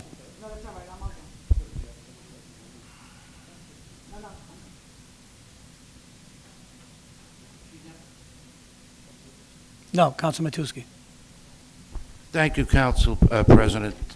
You know, I'm in favor of this being placed on the ballot. You know, part of the reason why the Charter Review Commission never really got up the ground is because people failed to get the signatures that are necessary to put things on the agenda. That's the truth of it. They failed to get the signatures, and it took 15, 20 years to get them, to go a different route by the council. Now, every city, let me speak about Malden and Revere. They have 2 4-year terms for mayor. 2 4-year terms. So it's a total of 8 years. And this city doesn't have that at all. It's just a 4-year term mayor. I don't, most people I know didn't realize that in this charter. We're the only city that has that, but the city of Boston's changing their charter too. They're looking at their charter very closely. Not that I'm asking for a 4-year term on the city council. That's what they're doing over there. But I like running every 2 years. It keeps me in shape. But you know, there's a couple of ways to do this. Now, we've changed things in this charter and the council since I've been up here. We absolutely have. So when you hear, oh, you can't change anything for 10 years, and that's really a smoke in there. If we as a body collectively agree, and I believe it had to go to the mayor also, right? Well, maybe. Then our state representative and our senator would get this charter change and then present it to the Speaker of the House or the Senate President, and it moves forward that way. I mean, I have a little experience at the State House. So my feeling is, you know, when you hear that nothing can be changed for 10 years, we need a whole new charter commission, it's going to take 18 months to make a decision, you are just spinning your wheels, okay? The best approach to any change would be to get the correct amount of signatures. If there's enough people to sign, it's a little bit of work, and you know, I understand that. But if people, I'm in favor of 2 4-year terms, and then if a mayor that served those 2 terms wanted to run again in 4 years, he could. He could run for the council seat and really enjoy that too. But a never extending term on a 4-year term basis is a little steep, I think. Now, the mayor of Malden, Mayor Howard, went on from there to be city manager. I'm not exactly sure. The mayor of Revere, Mayor Ambrosino, went to Chelsea as the city manager there. So, you know, there are opportunities. I know we all love Everett, but when you reach a plateau in this city hall building, 8 years being mayor, you can move on to a bigger and better thing. Well, I'm just saying my opinion. I had no questions of the city solicitor. I'm in favor of let the city solicitor come back here, explain what the process is, but don't be fooled up here. We as a body can change the charter. We've done it several times since I've been up here. You hear about this 10-year limit, you hear about a lot of smoke and mirror stuff. But it does have to go to the State House. It has to be approved in both bodies. It comes back to us, and then we move forward on that. So don't believe that things can't be changed. There's several ways to do it, and if you do it right, it works. Thank you. Thank you, I vote for favorable actions on 38 and 40 to send it to the State House. Second. Counsel Capone. Thank you, Mr. President. I'm going to second the motion to lay it on the table for 2 weeks and hear back from our solicitor on this. With regards to 38, I'm not sure. Okay, good. I'm going to talk on it. Thank you. Thank you. So on the piece itself, I'm not sure 38 if we're simply asking for the nomination and election of a charter commission, or if we've amended it on the floor for terms. So, okay, did we vote on that? Okay, I don't even remember that happening. Wow. All right, so, you know, I would say that my recommendation is that we lay this over for the 2 weeks, because let's find out what's going on, before we send this to the state and get the state involved and have them do anything. 2 weeks. Yeah, so, it's been moved and seconded, so I ask that we go that route.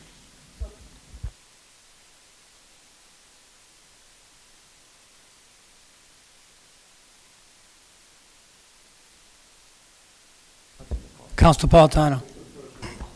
Yeah. Look, there's a lot, I do have the floor. There is a lot involved in this. It's not as cut and dry as it's being presented. I think it's prudent for us to have the city solicitor, who already stated she has a file, she has research on that. If we're going to pass this without the courtesy of the benefit of that research, then I think we're doing a disservice. You can't guarantee what you're going to pass tonight, because you really cannot affect elected officials' terms other than through one specific process, and this is not it. So again, I don't want to debate that with my colleagues. What I'd like us to do is I think it's important to hold this over. Let's get the facts. Nothing's going to change. Nothing's going to speed anything up. Okay, when you're talking about the mayor's term, he's not reelected for another 3 years, 2 years. So it's not, 2 weeks is not going to kill us to be able to make sure that we have the correct information. Thank you. All right, so the first motion.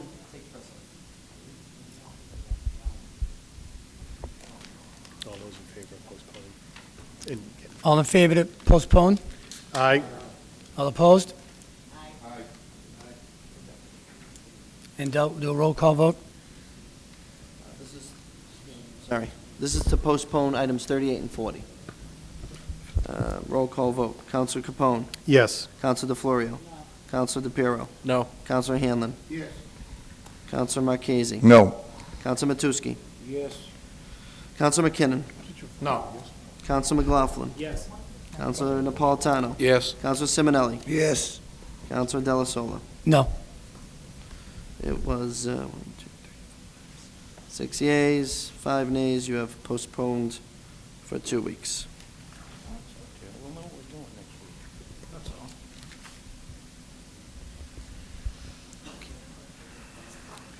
Council Capone. Thank you, Mr. President. Could we suspend the rules and take items 8, 9, and 10 collectively? All in favor to take 8, 9, and 10 collectively? Clerk, will you read number 8, please? Yes. Item number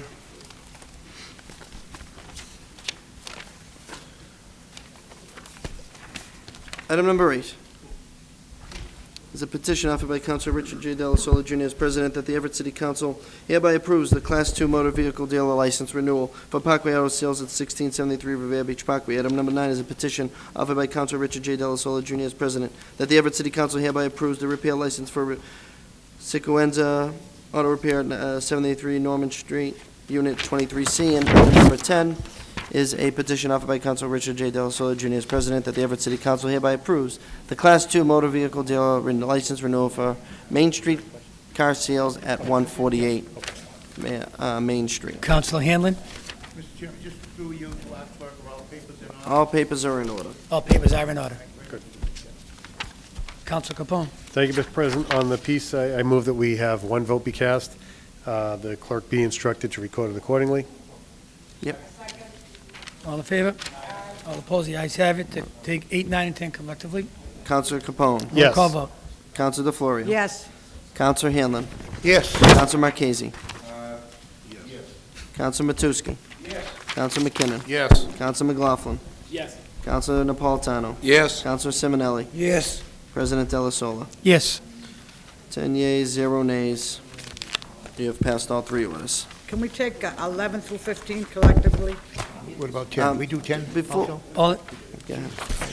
11 through 15 collectively, all in except the favor to committee take 11 reports and and place on 15 file. collectively? Okay.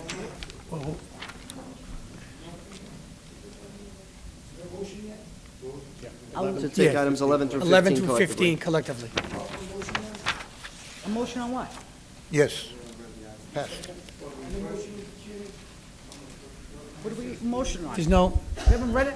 we're taking 11 through 7, 15, 11 and 15 collectively. We haven't read them yet. not 16 or 17. So 11 to Well, that's the 15. motion. The motion. Take them collectively. Yes, Oh, yes. I mean, he wants to talk about that. Yes, I was waiting to see what the motion Read was. number 11, please. Item number 11, no. Mr. President, these are all Committee on Government Operations, Public Safety, and Public Service reports. Item 11, Dr. Easy from the Office of Organizational Assessment appear at the next council meeting with any assessment reports that have been conducted at the Health and Wellness Center for the past 2 years on all employees' functions of the department, as well as recommendations that have been made also. 12 is that Lara Webby, the Director of Human Resources, appear at the next council meeting to explain the management structure of the Health and Wellness Center and to provide any changes in management in that department last year.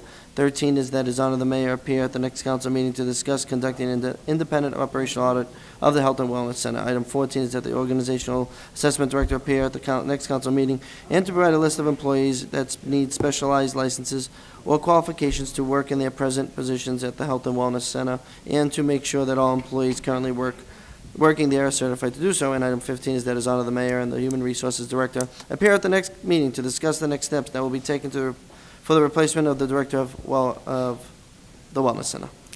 These are all by Councilor McLaughlin. Councilor McLaughlin, on these pieces? Mr. President, thank you, Mr. President. This evening, I respectfully ask my colleagues to support these items going to to the Ways and Means Committee.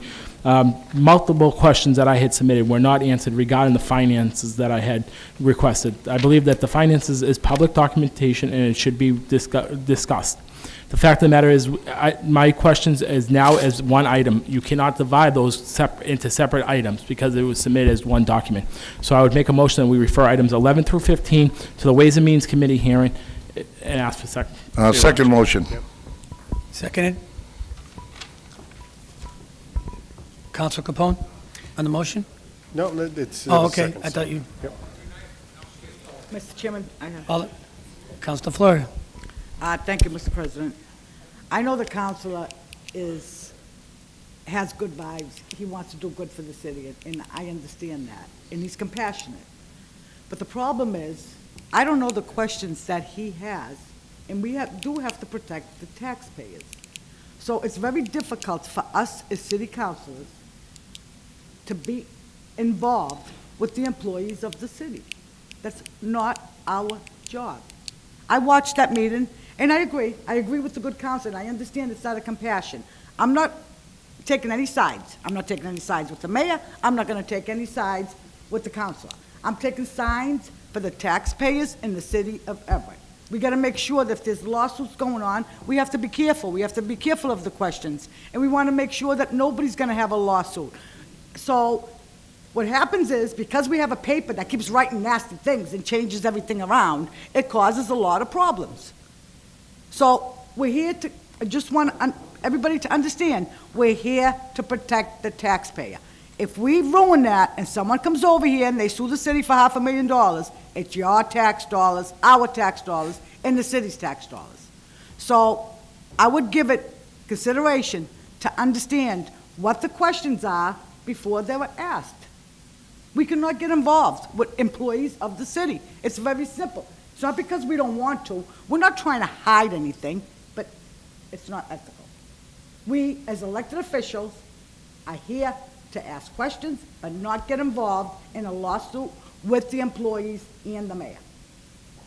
So my intention is, I want to know from the counselor what his questions are, what he wants to get out of this before I decide whether it should go to committee or not. That's my opinion. Thank you, Mr. Chairman. Councilor Capone. Thank you, Mr. President. I understand the concerns of my colleague, and they're valid concerns about getting involved in things that you shouldn't. But what I would say is I watched that meeting, and there was a blanket statement that was made. There weren't specific answers to specific questions. And personally, the counselor, I don't know what his specific questions are, but the reality is the individuals who would be attending that committee, if they can't answer the question, they can flat out say they cannot answer that question and why. That's it. I think the counselor is owed some answers to his questions. He didn't come out of the air. I'm sure constituents have talked to him. There's a couple of questions that I've had in mind that concern me about liability. So there's a lot to be asked. There's still a lot to review. And if the administration feels that any particular question is out of bounds or somehow jeopardizes the city in any way, they can simply state that, and then they can state why. But I think that the counselor, as an elected official, is entitled to have his questions addressed in a responsible and proper manner, instead of a blanket statement. So I'm going to support sending this to the committee, and the administration, if they're so inclined, if they think that there is something that is crucial that's being asked that is going to cause any kind of a problem, they can say so. But rather than just a blanket statement, we can't discuss this, not your function, a specific reason why. Thank you, Mr. President. Councilor Napolitano? I mean, And then Councilor Hanlon. I agree with Council Capone. You know, there are roughly 41 questions. Yes, I think it's possible some of these questions actually fall under the area that are outside of our purview, but I don't believe all 41 of them do. And if there's a question in that regard, you know, the one thing I added to our budget last year was independent legal counsel for the city council. If it's possible to have those questions reviewed so we can determine what's within our purview and what's not, I'd be more than happy to sit down and get the answers to the questions that are within our purview.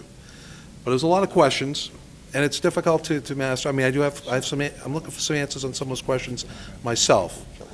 But I do know that some of the questions do fall on the other side of the fence as well. So we do need to identify this if we want to be able to get the answers that we're entitled to, and at the same time prevent us from asking the questions that we're not entitled to ask. Okay. This is an HR issue. This is something that may very quickly get into a point where we'd have to discuss in an executive session. We don't want to be sitting here and naming city employees because it opens us up for a potential lawsuit. We don't have all the facts. We don't have all the details. And in the question of asking those and looking at asking those questions, when we get the answers, we got to be very, very careful. Okay. It's not an exact science. So I support holding this over or sending it to committee only because I think it needs to be torn apart a little bit deeper. I'd ask the councilman to amend his questions, just to group them a little differently, so a little easier to follow, so we can then determine what we're entitled to ask and what we're not. Thank you. Thank you. Councilor Hanlon. Thank you, Mr. Chairman. I'm not exactly sure, or maybe I am, of what questions that the council wants to ask at the next meeting. The point is that anybody at any one of those meetings can ask any questions they want to ask. It's up to the committee whether the committee wants to do it. What we're voting on here tonight is assessment reports, management structure and audit, specialized license for qualified people, and replacement of the director. That's all we're asking for without what we're doing now. If anything else goes on at the meeting, so be it. But this is what we're asking for now, and that's why I'm supporting it also. Call for the question? Can't call for question unless you get the floor. Oh, okay, I'm sorry. Do I still have the floor? No. Yeah, I haven't called anybody. I have another speaker, but I'll call for the question. you still have the floor. Call for the question? Second. Seconded.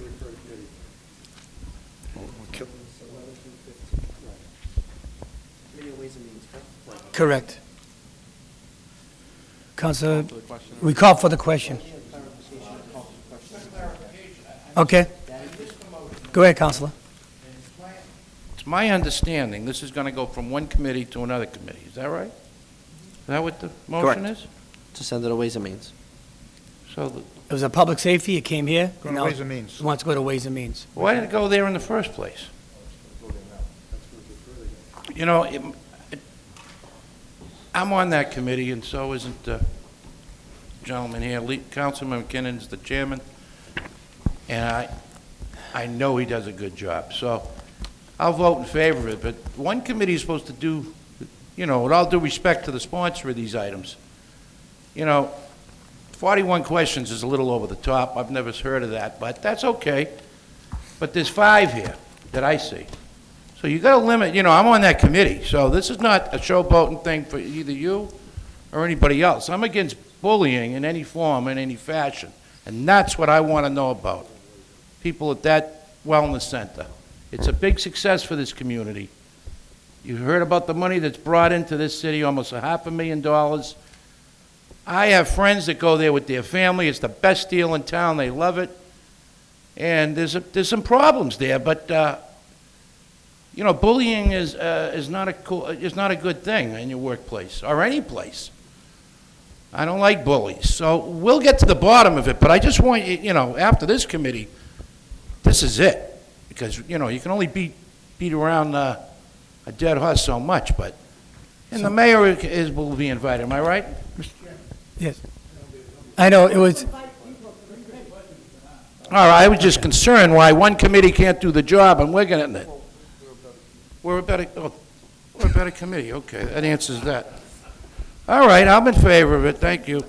I know they call it a question, but we have to invite people to this committee, is that correct? The invitees are part of the pieces, Okay. if I remember. Can you read them? It's Dr. Easy, Lara Webby, the city solicitor, someone from the mayor's office or the mayor. I believe we're all the, was there someone else that I'm missing? Or, Can I speak as the sponsor?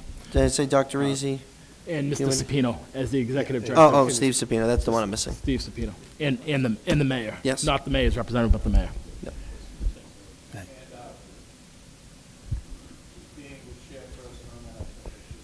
Ask a question on it before it gets to my committee?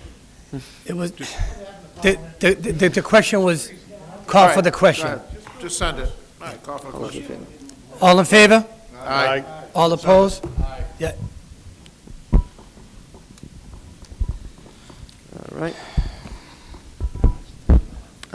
There is another representative from the administration still here for item number 21, if we could take that out of order. All in favor? All opposed, take 21. Read 21, please. That's when she comes up. Item number 21 is ordinance offered by Councilor Richard J. De La Sola Jr. as president. That an ordinance for a commercial passenger vessel license for businesses located inside the city of Everett be established. Council Napolitano. Thank you, Mr. President. Okay, after the last meeting we had, I did a little research. There was some elements of this that were very familiar to a piece I worked on pretty extensively 12 years ago. I've asked the city solicitor's office to look into it. I'm raising the question of jurisdiction. First of all, everything that's in the ordinance that designs to identify for insurance totals and all that, that's already required by the Coast Guard, the Boston Harbor Authority, and the State Police Maritime Unit. There already are very specific guidelines and requirements for commercial boats to be able to maintain certain licensing and insurance levels to be able to operate a business in the harbor. The city solicitor's office is looking into more details with this. They've asked that we hold this over, so this way that they can give us a presentation. The thing is that with this piece here, there are no slips in the city of Everett. So there's no place to tie up a boat overnight. So what is it that we're charging these people for? There are no public docks where a boater can tie up their boat. So again, what is it that we're charging them for? If we're purely charging a fee to be able to show proof that they have licensing, Coast Guard and the state already require that, and all we would really need to do is place a copy of that on file. And then who's going to manage this? We no longer have an Everett Police Maritime Unit, so we can't go out and police this. This, to me, if you look at it, this is no different than if we were looking to charge a Boston cab driver a license fee just to drop people off at the casino. We don't do that with any cab that comes into the city of Everett. We have restrictions on them being able to pick up people, but not we don't charge them for that. So this falls under that similar as well. So I'm asking that you hold this over for 2 weeks before voting on it. I know it's enrolled, but I don't believe that we're going to find that this is legal, because there isn't. We've already established from the last meeting that the Encore people are not going to be storing their boats on Everett property. They're going to be storing them at a shipyard in Charlestown. So again, it raises the question: what is it that we're permitting these people to do? So that was my motion that we. Your motion, hold it over for 2 weeks? Second motion. Second motion. Seconded, all in favor? Aye. All opposed, the ayes have it, hold it over for 2 weeks. Thank you. Thank you. Clerk, can you read number 16 on the agenda?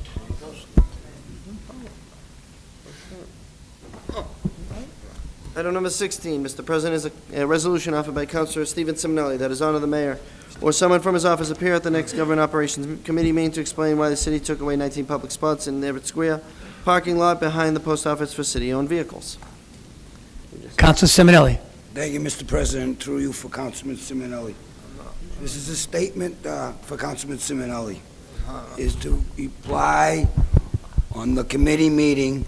I put in the request to move the city vehicles from the parking lot for the resident parking. So the mayor, to make himself look good, and he replied he would remove the signs and let the people take the vehicles home.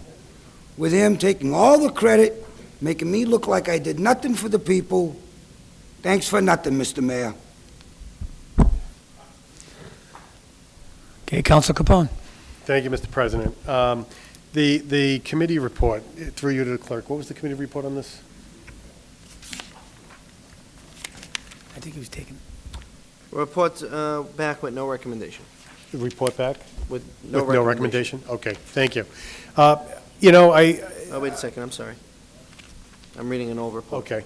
Refer back to sponsor. There were two reports. Okay, so number Stuck 16. together, sorry. Number 16 was refer back to sponsor. Council Simonelli works hard, and, he was looking to try to free up some spaces. My concern is, I watched the meeting, and I saw this part of it first. My concern is allowing 19 city vehicles to go to someone's house. I have a serious problem with that. Not that, I'm opposed to city employees driving a vehicle. My concern is that you increase the exposure for the city.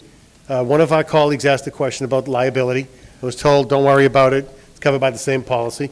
Even if that is true, my concern is that when you take a city vehicle and you drive it to your house, no matter how far it is, close or far, you're putting additional wear and tear on that vehicle, you're using more gas for that vehicle, you're going to require this city to replace those vehicles faster. You're basically costing the taxpayers more money up front. I think it's a very bad idea. I think we have to find somewhere else to locate these vehicles. Maybe we have too many vehicles. Maybe that's the problem. We have to find somewhere to relocate these vehicles so it doesn't impede our residents, and we shouldn't have these vehicles be going home.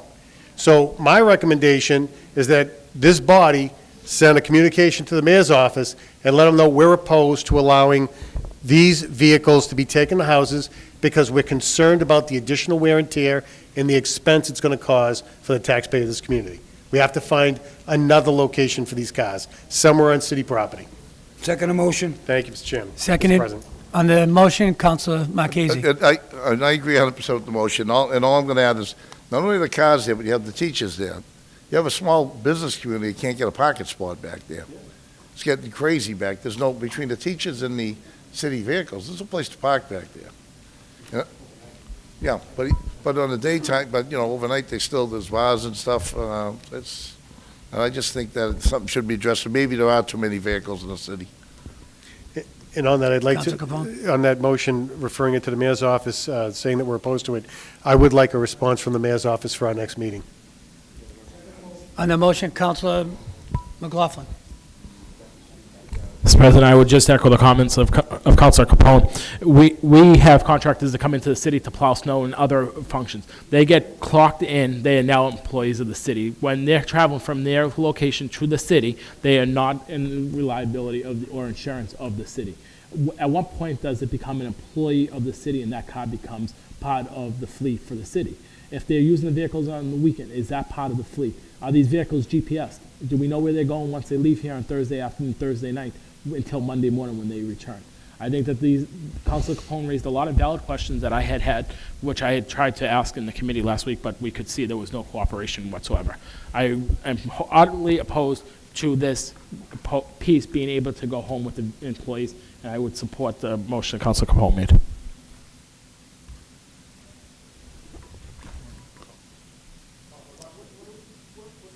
We had it referred to the mayor's office. Referred to it, we'll second it, to be fair. Councilor Fleur. Yeah. Question was asked. Call for the question, you were. Okay, I'm just going to vote no. No problem. All in favor? Aye. All opposed?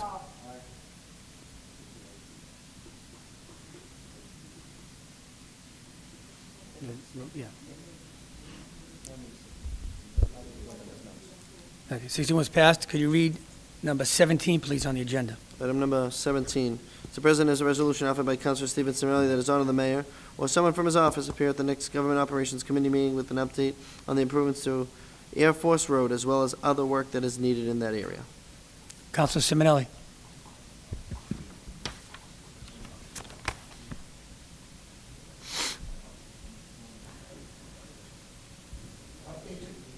Okay, Mr. President, through you to for Councilman Simonelli. Yep. Updates are coming, and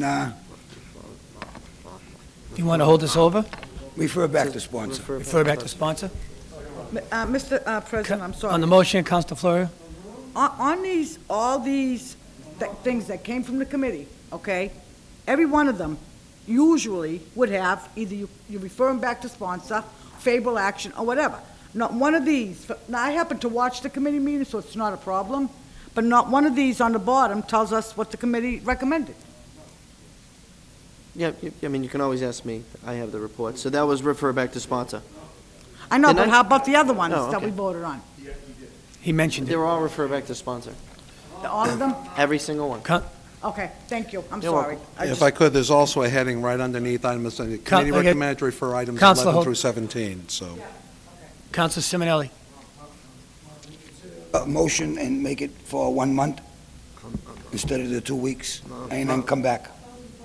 17 is refer back to sponsor. We're referring that back to sponsor, Councilor. We rescind the first motion and ask that the new motion be that we hold this for 1 month. In committee? Yes. Okay, on that motion, Councilor McLaughlin. Thanks, Mr. President. Yes, Mr. President, I think the proper motion would be to refer this, to leave this in committee for 1 month and ask for the administration to come back with a plan of upgrades to this area. I get a lot of phone calls as well as Councilor Simonelli about this area. It's a heavily traveled area, as we all know. It's become very usable in the city. And I think to get some direction of how we move forward to make it a safer area for all as the warmer weather comes, I think it's appropriate that we leave this in committee for 1 month and ask for the mayor and Tony Souza from Community Development to come back and to give us direct answers on where we're going with this. Okay, on that motion, Councilor Napolitano, did you have? Okay.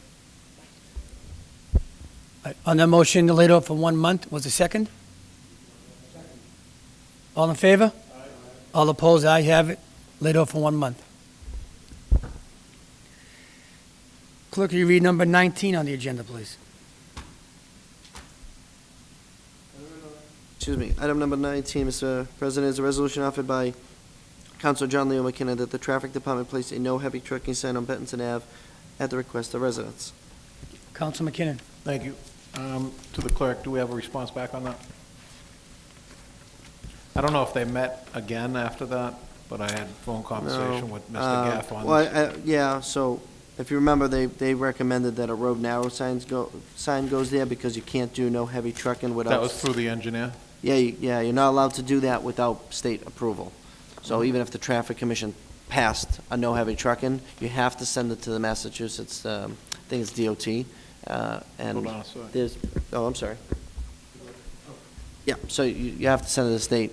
And I don't know if you've heard me speak in the past that I have about, I don't know, a few dozen that have been proposed over the past 70 years in the city, and not only did they not pass, most of them have never got a response back from DOT, because it's hard to propose and find a new way. So Yeah, I just want to that's give you fine. that information. The road narrows, I spoke to Mr. Road Gaff narrows, on it yeah. already. That's what he Officer Gaff. recommended. So since it's up to the Traffic Commission solely, I would send it to them for action. Actually, it was sent to them. No, It the wasn't- last time it was postponed on It 225. was postponed due to the fact they didn't have the document from our Us. clerk here to them. Okay, so explaining I mean, what we they can wanted. send it back to them if you want, or what If would we you could like to do that, and just with an explanation of what we want, Yeah, road narrows. and then to have them report back to you? Yeah, that would be With great. an answer, is that good? Because I know that I spoke to the engineer as well, and he spoke to Mr. Gaff as well, and it should be quite clear what we're looking for now. Yeah. They just wanted to know location of where they should put it. So, I'm guessing they could speak to Mr. St. Louis on that and get the direct location that he wants it in. Absolutely. If And we I'll could write- just send him a I'm gonna do that right communication. now. Thank you. Refer to traffic. Yes. Seconded, all in favor? Aye. All opposed, the ayes have it. Clerk, when you are ready, could you read number 20, please? Absolutely. Just one moment, please. Item number 20. Mr. President, is a resolution offered by Councilor John Leo McKinnon to the Senator DiDomenico and Representative McGonigal, update the city council on medical cameras in ICU for patients entering ICU after serious complications after medical issues. Is there any response back now? I don't, one moment, please.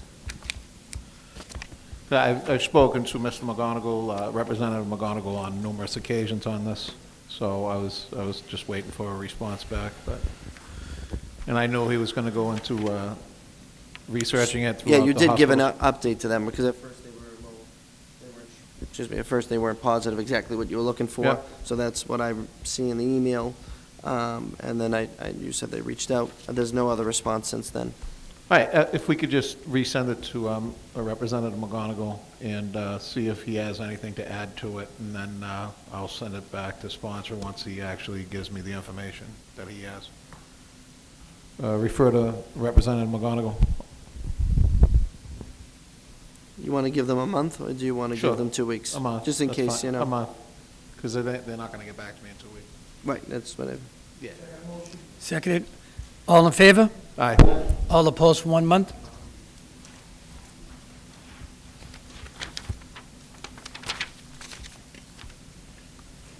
Clerk, can you read number 23 on the agenda, please? Yes.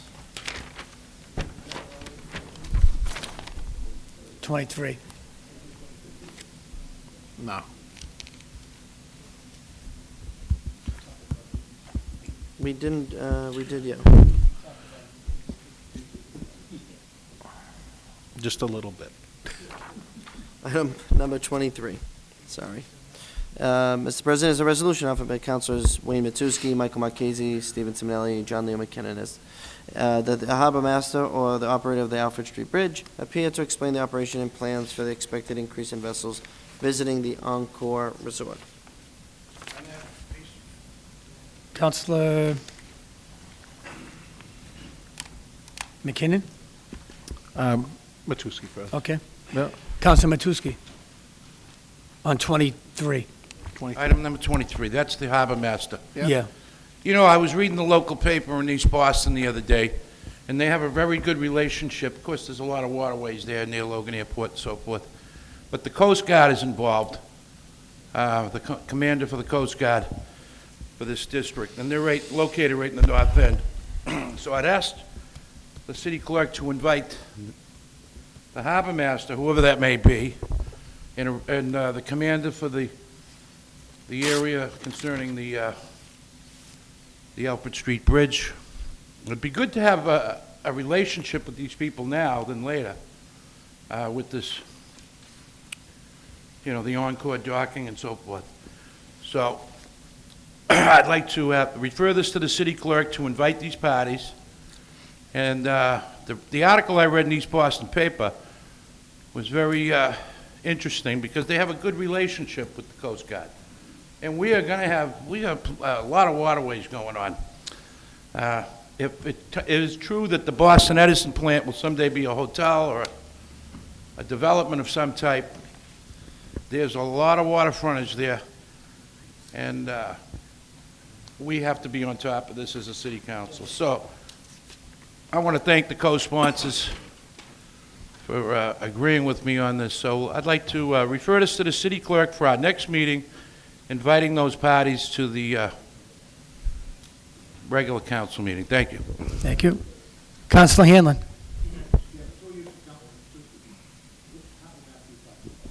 Boston. Boston? Yep. Boston. Boston Harbor, I guess is in charge of that. They have no jurisdiction where we are. They have jurisdiction. Boston has no jurisdiction. They get jurisdiction all the way up to the tankers. If you look at Encore, it's If you wanted to underneath ask it them, says yeah. Boston Harbor, so Yeah. I don't know if the water's Boston Harbor. Never was.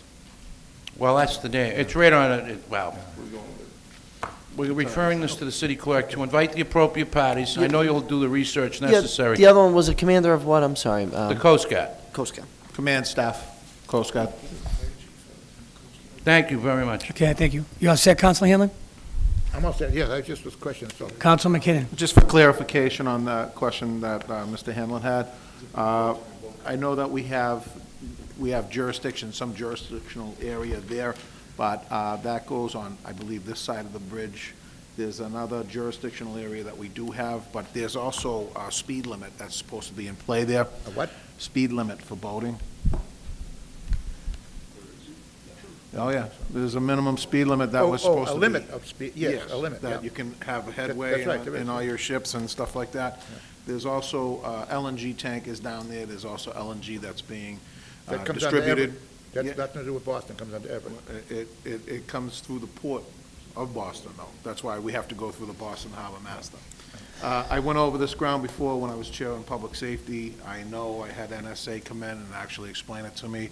I had Army Corps engineers come through, Boston Harbor Master come through, Coast Guard command staff, the commander for the Coast Guard that was stationed right here in the north end came and testified before our committee. So all these things right here, they're going to have to probably come in again so that we can actually see who the new players are.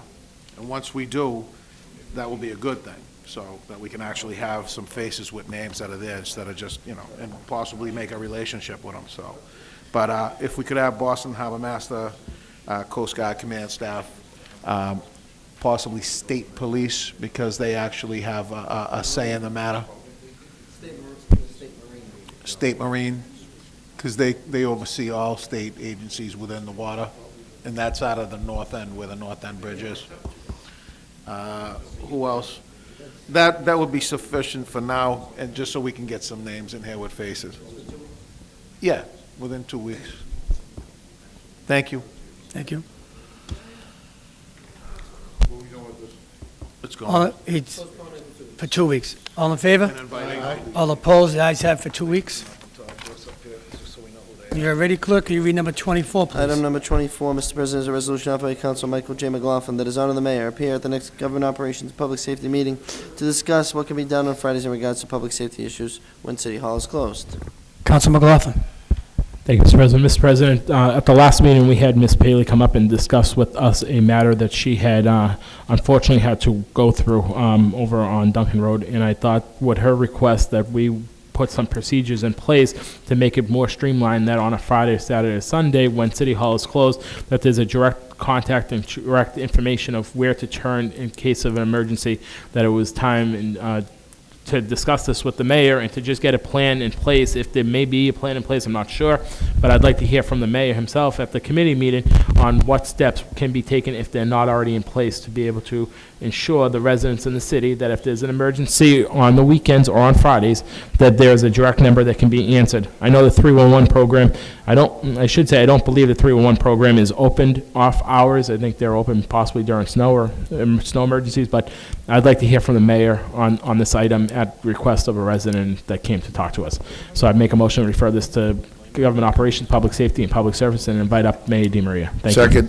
On the motion, I got Council Capone, Thank you, Mr. President. and then Council DeFlorio. It's an excellent point. I know that that poor resident went through a horrific experience. But years back, and I'm trying to tax my memory, but I think that there was always somebody on call at the city yard. I don't know if they still are. So it may be that there's a direct number that you contact, and then that individual would end up putting you in touch with the right person. Or they would make the contact and bridge the two together. But it's an excellent point. We heard that horror story for that poor resident at the last meeting, so I wholeheartedly support this. Council DeFlorio. I do support it, but I also want everybody in Everett to know that we, the elected officials, are on 24 hours a day, 7 days a week. We are all listed on the website, and you should all keep our numbers available. So when you can't get a hold of anybody else, you call us. And it doesn't matter if it's 1 o'clock in the morning, 2 o'clock in the morning, we have no time. And there's some councilors, they may be away, or they may be at a function and can't answer your call. You can leave a message. I'm sure, out of 11 of us, you can reach one of us, because I know anytime there's been an emergency and anybody's called me, I have fixed the problem, whether it's 1 o'clock in the morning, whether it's 12 o'clock, whether it's a Sunday, or whether it's a Saturday. So the people in Everett do need to know that they can call any of us. So I want to make that very clear. Thank you. Councilor Matusky. And then Councilor Napolitano. Thank you, Mr. President. You know, I agree with this resolution. And, you know, some people think that City Hall, well, it is closed physically on a Friday, but the sidewalks seem to get rolled up sometimes, and when you need some help, you know, and through my experience, you know, have to wait till Monday to get the operation moving again. But people should know where to call. Now, of course, this woman that was here that had an unusual issue at the Everett Housing Authority projects, that now you got a double agency thing, because they do have people that actually are supposed to respond, and I believe they did respond according to the Director Kurgo, but it wasn't enough, and the woman had serious issues going on. But truth be told, you know, 911 is an option, but if you got a dead tree in front of your house, or something like this, you know, or a big pothole, an issue, flooding, it could be anything, really. There should be somebody. In the old days, as the city clerk will tell you, you know, he was in charge of various items, and if there was, God forbid, a dead animal in the street, you know, somebody would show up and get that skunk or whatever it was. But, you know, it'd be good to know, because I really don't know who to call. You know, I'll give you, for instance, today. My neighbor moved out next door, and his landlord showed up. There's 2 mattresses in front of the house, but the orange stickers, the tenants that moved out forgot to put the stickers on, okay? This is a true story. This just happened today. So, but the guy gave me the pink paper that he paid the money to have it removed. Right on the slip, it says, call Capital Waste if you have any problems. So I said to my next door neighbor who moved, but he rents the property, I says, I'll call City Hall for you. It looks pretty easy to do. So I called Capital Waste. You're going to have to call City Hall first. And I said, look, they already paid for it. I got the receipt. Needless to say, now I call 311, and I don't know, it's because of where I live, I get the city of Boston. This is a true story, all right? It's true.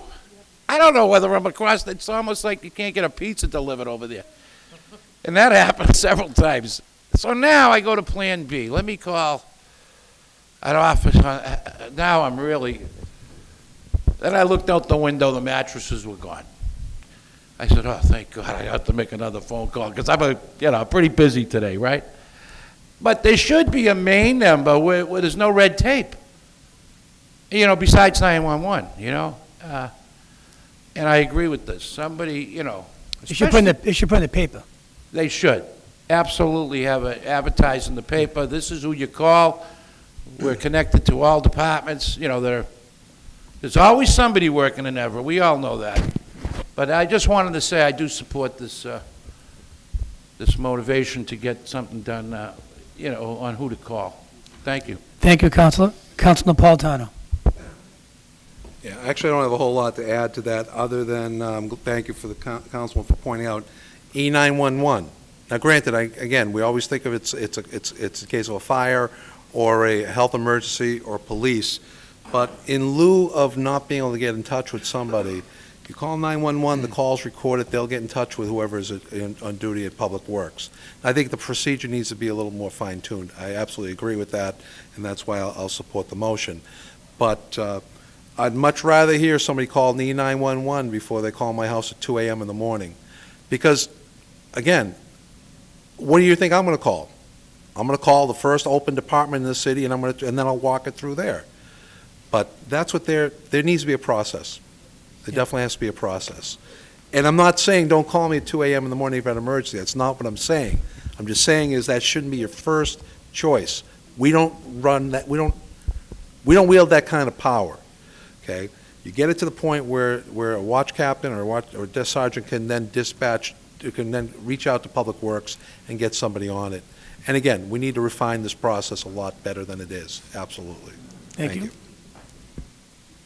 Councilor McLaughlin, what's your pleasure with this? Just refer to Government Operations, Public Safety, and Public Service, and invite up Mayor Di Maria. Second. All in favor? All opposed? The ayes have it. Go to public safety. I'm sorry, go ahead. I didn't want to interrupt you, my mistake. No. I was going to say these next ones you can take collectively. That's what I was just going to do. Oh, sorry. We're on the same page. Mr. President, Councilor Capone. I want to take items 25 through 30 collectively. Councilor McLaughlin? Oh, I thought you said, all right. All, 25 to 30. 30. All in favor? Aye. All opposed? The ayes have it. Read 20, he's going to read all first. Item number 25, Mr. President, is an ordinance offered by Richard Delasola as president, an ordinance updating the flammable product storage license ordinance to use the standardized procedures for licenses issued by the city council. 26 is an ordinance updating the garage license ordinance to use the new standardized procedures for licensing issued by the city council. 27 is an ordinance updating the permit to project over the public way ordinance to use the standardized procedures for licensing issued by the city council. 28 is an ordinance to modify the flammables registration fees for flammable solids and gases. 29 is an ordinance for further documenting the standardized procedures associated with lodging house licenses. And item number 30 is an ordinance further documenting the standardized procedures associated with licenses and permits issued under the authority of the city council. Thank you, Mr. President. Through you to our clerk, Yes. could you please explain exactly what we've got Yes. going on here? I'm going to state before that, item number 28 Oh, I'm is, sorry. I just want to tell you, 28 is Just going to be these? no action necessary, actually. Okay. We realized that it was an oversight that we actually did it correctly the first time. So I don't have, we didn't have to do that. That was just a little mistake, so I'll tell you later, no action necessary on that. Okay. Items 25, 26, 27, 29, and 30. All they're doing is standardizing the procedures. So I don't know if you've seen what's been coming before you from our consultant in my office, those new licenses. The licenses have already passed on many of these, but this is just standardizing them to make them look exactly the same. So when we amend a fee now, right, if we want to amend all the fees, they go into a table. If we want to change, it's all built in tables now to make it much more easy to amend, easy to read, more transparent for you and the public. No, all the things are staying the same. And Councilor Capone, this is all part of also the standardized procedures for our licenses Okay. to give us that authority that you were requesting. Do you remember? Yeah, it automatically came to Correct. us So now if this is there was an issue. actually helping you where if you're not going to have to approve some of the renewals, but the second there are issues with the property, I don't make the decision. The ordinance makes it for me. I have to send it to you if there are issues in the property. So these are all those things that we had Yeah. discussed. It's just standardizing Yeah. procedures, making them streamlined and easy to read. Great. I'd love to see the language before we Yes, I have vote them on all, it. and So- I'll give it to you if you want to postpone. Yeah, it. what I would ask is that we postpone this to our next meeting to give the clerk an opportunity to get the language to the members. Yep. And that way All before we but vote on it, 28. we'll review it. All but item 28. And Yes, then all but 28. And then we'll make a 25, separate. 26, 27, 29, and 30.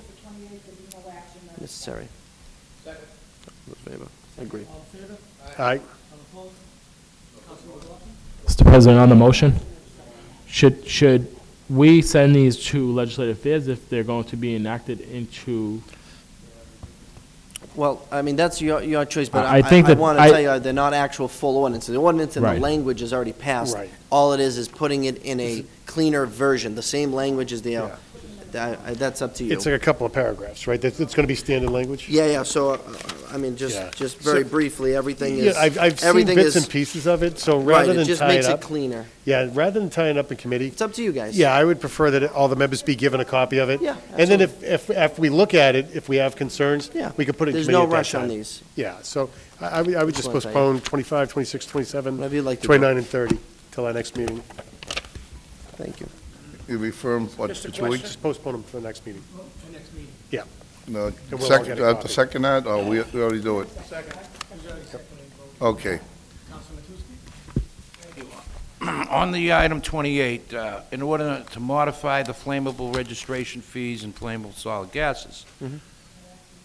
All right, no action necessary, but the question I have to the clerk is, for instance, on the rock salt pile, we'll use that as an example. In order for them to get that permit, or the okay to put that there, they had to get some approval for storage of fuel.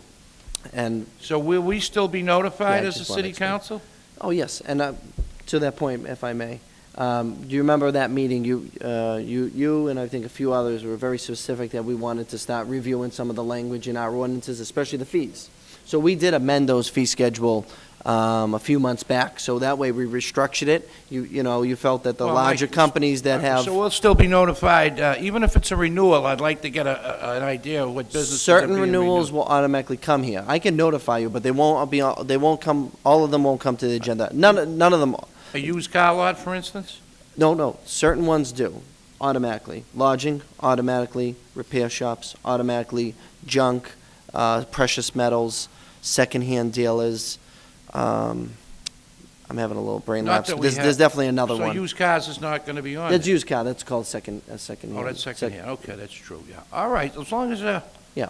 you know, But we streamlined some of the smaller licenses, which we also don't have very many. good, all right. Is that makes okay? sense. Thank you. Yes.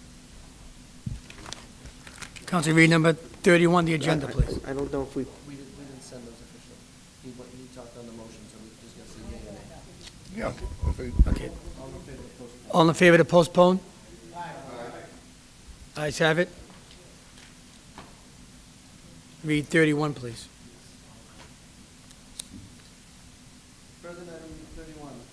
Mr. President, item 31 is a resolution offered by Councilor Michael K. Marchese that the City of Everett dedicated Veterans Square on behalf of Mr. Charlie Savage. Council Marchese. Could, I believe we could amend that by including the entire council. Second motion also, we all know about, Charlie Savage, old Marine, worked for the city, Everett Police Department, more than a pretty decent guy. I think if we're going to dedicate anything, Charlie Savage is the type of guy we should be proud of, and we should put a little memento up for him, and I think that'd be proper. And I guess we refer this to the Veterans Affairs. Seconded. All in favor? All opposed? The ayes have it. Yeah. Clerk, you read number 33, please. Do we need a response back from them, or? No, they'll inform you once They'll it passes, inform you, especially right? the sponsors. And Okay. since it's the whole council, they'll inform everyone. All right. Item sorry. 32, did you ask me to read it? 32, yes. Item number 32, Mr. President, is a resolution offered by Councilor Michael K. Marchese that the City of Everett consider dedicating a place in Everett on behalf of George and John McCarthy. Which goes also for the two McCarthy brothers. Obviously, they spent a lot of time in politics in the city of Everett. John, it's passed, and George is, I believe George is probably 90 and... 92 now. 92, and I don't know what his total condition is, but I'm sure it's not the greatest. And I think that we should spend some time and look to do something for both of the brothers, together. I think, a bench. Yeah. Something would be nice, I believe they lived on Hatch Street. Yeah. John did? Yeah, I think that was the mother's house down there. I mean, if you wanted to put a memorial on the street, name both of the brothers, would be great. Even at the end of that dead end, if you want to put a nice bench with both of their names on, something appropriate for them, because I think they very well deserve it. And I'd like to put the entire city council, if everybody approves. Yeah. Would we send this to the veterans again, or will we send this to the? If they weren't veterans, I'd say no. I'd send it to the administration, the mayor's office. Send it to the mayor's office, yeah. Mayor's office, motion would be to send it to the mayor's office. All in favor? Aye. All opposed? The ayes have it. Clerk, can you read 34, please? Oh, 33. I'm sorry. 33. I'm jumping the gun. 33, Mr. President, is a resolution offered by Councilor Michael K. Marchese that the city explain in detail what constitutes a small business. I don't know if sometime back we were trying to get trying to get a relief for a taxes for a small business. I think the way things are, we won't have small business in the end, the way the commercial taxes are rising up in the city. You'd have to be paying $10 for a gallon of milk pretty soon, the way things are heading. It's ridiculous. I don't know where to send this. I don't know if I send this to Ways and Means or who do I? I mean, we have something, we did something at one time, I believe. We're trying to get some tax savings for a small business. It was under 4 or 5 mom and pop store. You know, 7-Eleven really isn't I guess 7-Eleven is a small business, but it's part of a big corporation. The number of employees, yeah. I mean, do we determine, this group here, determine what a small business is, Not that I know of. I don't do believe we so. create a definition of it? Yeah. How would you?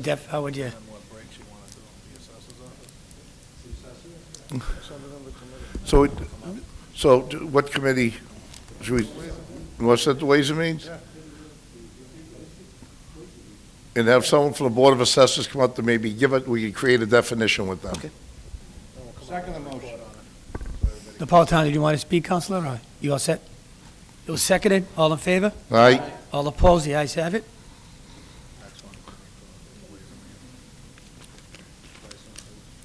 Counselor, you read number 34, please.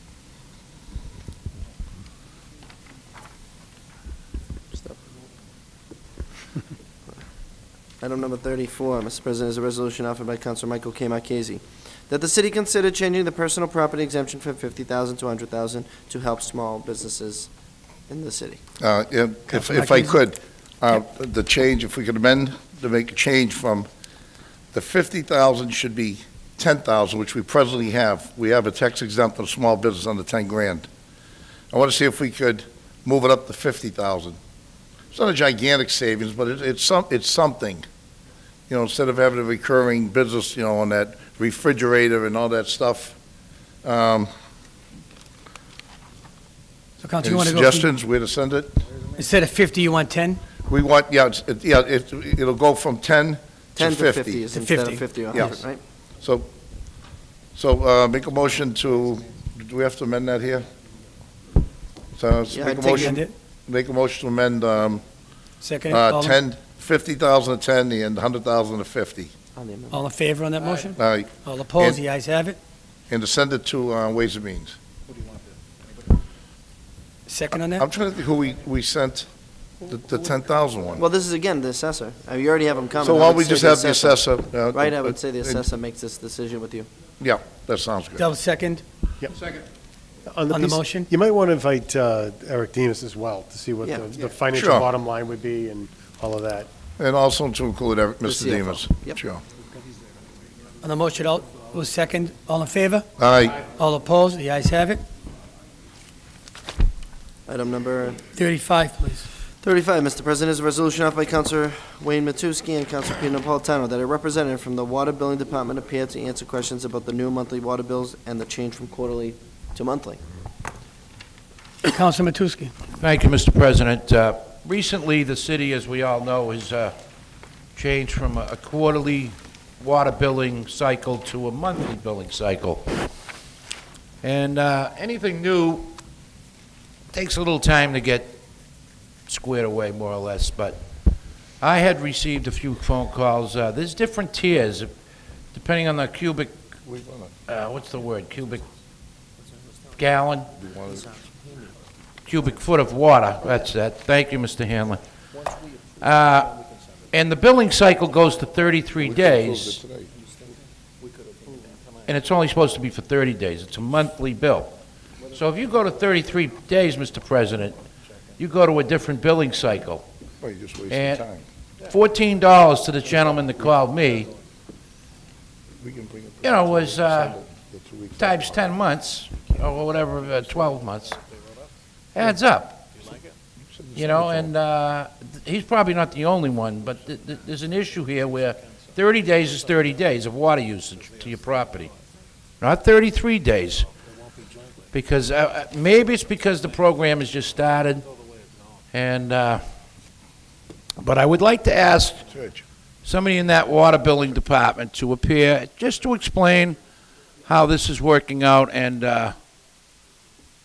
you know, familiarize myself and the members that are concerned with this new procedure. So I'd like to postpone this to the next meeting.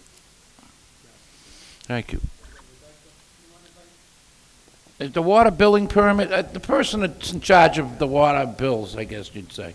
Okay. Not somebody from the water, I don't want the people that fix the pipes. Who knows about Someone from the these- water billing I department? think who would that be? What, repeat that? Water billing would be bill. the water department and the collector's office. So I would say Mr. LaRiviere, and then from the water Mr. department. LaRiviere, is he in charge of that? Yeah, Ernie LaRiviere. Oh, He's okay, I'm He's sorry. I the haven't director seen of you a water moment. and sewer, and maybe the collector, someone from the collector or treasurer or something. like Yeah, that. I don't want to, no heavy Or lifting. Mr. here. Demas, yeah, we'll see the CFO. But I think that we should know what the new What's going process on. is. Thank you. Council Napolitano on that motion. I mean, I agree. There wasn't a place in the city I could go last week where I didn't have somebody grab me or ask about the water bills. And I do have two very specific questions about this. First of all, the week, all last week when the monthly water bills came out, the lines were out the door. Now, again, when you make a major change like this, and you're now calling on every resident who has a water bill to come in at the same time, you best make arrangements to be able to accommodate that traffic flow. And that didn't appear to be done last week. The other thing, and along the lines of what Councilman Matusky was just talking about, 30 days and 31 days, I had at least a dozen people come up to me and ask me why they were being charged a late fee or an interest rate on their bill. Now, look, the explanation that was given these people was very, very consistent. They were being told, well, because the bills went out after the due date and you're not going to get it before it's due, you're being charged a late fee. That's absurd. Well, I need to hear that from somebody in authority's mouth so I can believe it. And if it's incorrect, we need to get it out there so it's corrected. Look, the water bills are a horrendous thing. If you ever get behind, if you've ever been behind, the interest rates, the sewer charges, it's ridiculous. I mean, I personally have been chasing my water bill back balance for 4 years. I'm finally at a point where I got credit. Don't ask me how. I don't care. No, I know how. I've been overpaying on a monthly basis for the last 4 years. But I'm finally caught up. It's tough. Once you get behind, this bill can kill you. And that's what a lot of these people are worried about. They're worried about their living, day to day, week to week, month to month, and they're concerned these bills are going to, that they're going to be paying more than they need to, and nobody needs to be paying more money than they should. So, my original intent was to send this to committee. If my colleague feels it's better to postpone this till our next meeting, I'm not going to dispute that. I'll go along with that motion and second it. But I agree. We have some problems here that need to be addressed before they become serious problems. Right now, they're not serious, but we have a very large number of residents who are not happy. We need to find out. Thank you, Councilor. Councilor DeFlorio, and then Councilor Thank you, Simonelli. Mr. Chairman. I did have also concerns about the fees, because where the bills crossed, so from my understanding, is the new bills that go out, they're gonna waive the late fee. That's my understanding from Mr. Demas tonight, because I did ask that question before the meeting. The other thing is, I do understand that, now the late fee is not on your bill that you didn't pay 6 months ago, or 8 months ago, just on the new one. Just on the new bill coming out, so let's get that straight. The other thing is, I've also got numerous calls on this, and a lot of concerns. There are benefits, and there are not benefits. And the benefit is, God forbid you have a leak, instead of catching it after 3 months, you're catching it after a month. So there's good and bad in everything. But as far as, like I said, on this new bill coming out, they are gonna waive the late fee in case there's an error and people don't understand. But not on a bill 3 months ago, or 4 months ago, 5 months ago. I want to make that clear. Thank you. Councilor Simonelli. Thank you, Mr. President. Through you for Councilman Simonelli. I would like to ask the council, the council in general, is there a possibility that 14% interest on water bill may be exaggerated? And that maybe there's a possibility that it could be diminished? At the beginning of my tenure here, it was like 2%, and then it went to on the high end, 9%, and now it's on 14%. My question is, it's not administrative problem necessarily. I mean, MWRA does sell us water, and if we don't pay our bill on time or whatever it is, but I just think that maybe 14% is a little beyond the bar without an explanation, but there could be a very good explanation for the reason why. Councilor Capone. Thank you, Mr. President. I agree with the comments that were made.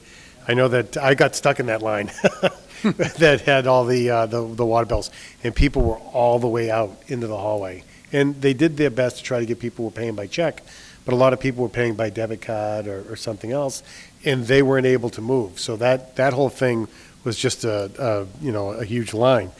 And the billing, for whatever reason, it's been like that. I get billed monthly on my water, and there's always a late fee. And it's like this cross section. I always cross it off and I just write whatever the current amount is. But it is confusing to people.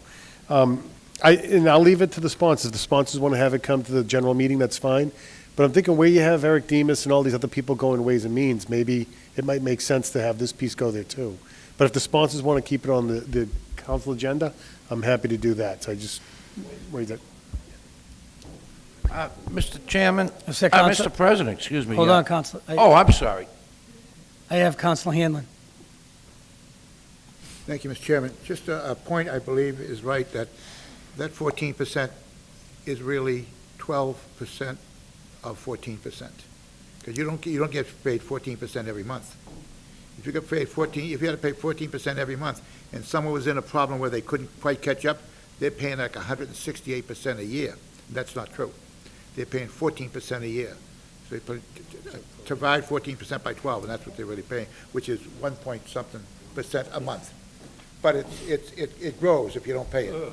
So that's all, Mr. Chairman. Thank you. Thank you. Councilor McLaughlin. Thank you, Mr. President. Mr. President, I as share comments of my colleagues, were asked by numerous amount of people in the last 10 days regarding this issue. And seeing that there's so much interest in this, I'm not sure if it should go to a committee of the whole, but I think that there is a lot of questions. Maybe if it goes to committee, we can submit them to our colleagues that are on that committee. But I think that all of us have questions that need to be answered regarding this new program that has been laid out, because I think we've all been stopped by someone somewhere amongst the city to ask a question regarding the new billing. So I don't know if it's most appropriate to go to committee of the whole so that we all can ask our questions. And if my colleagues don't support that, maybe we can issue our questions to our colleagues to be able to ask them to ask our questions on our behalf. But I would consider a committee of the whole. Councilor Napolitano, and then Councilor Matusky. Okay, thank you. I'm glad to hear that Mr. Demas is stating that late fees and things will be waived. But I've yet to read that anywhere in any public documents. I've not seen anything. I've not heard that. I'm not disputing what the councilman is telling us. But the thing is, I need to hear that from somebody who's an authority to enforce that. And if it's going to be waived, it shouldn't be on a case-by-case basis. It needs to be across the board. Because let's face it, how many people see their bills and just pay it? Don't look at the totals. In my full-time job, I have people all the time, when I explain their bill to them, they say, well, I got this increase. I never heard that before. Well, if you go back 3 bills, there it is clearly in writing. People don't look at their bills. But that's not the point. The point is that if we're going to make a mistake, if we're going to credit our residents, then it needs to be across the board. And we need to hear that official, and it needs to be noted publicly. Because right now, we're just putting this piece on, identifying a problem that started last Monday, and we have assurances from a department head, but no way to guarantee that. And I want it guaranteed, because that's what the residents are going to ask us. What's going on? Okay. I have Councilor Matusky's last speaker. Thank you. Thank you, Mr. President. I just talked to Councilor McKinnon, who is the chairman of Ways and Means. Yeah, we've been inundated with a lot of things going to that committee, but Councilor McKinnon does run a good meeting. I can assure you that any member, and Councilman Simonelli and Marchese is on that committee. Anybody that wants to come, it's an open meeting. A committee of the whole, I don't think is necessary.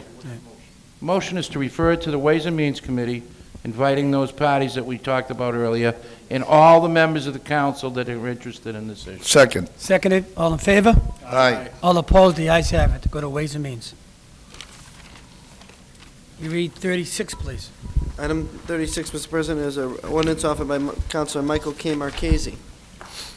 That in addition to the nuisance panhandling law be added as follows: it shall be unlawful for any person to beg or solicit money or aid in his own behalf in any place of business, house, or upon any of the streets of Everett. Council Marchese. The part which starts, it shall be unlawful for any person, this is the exact law of the city of Savannah.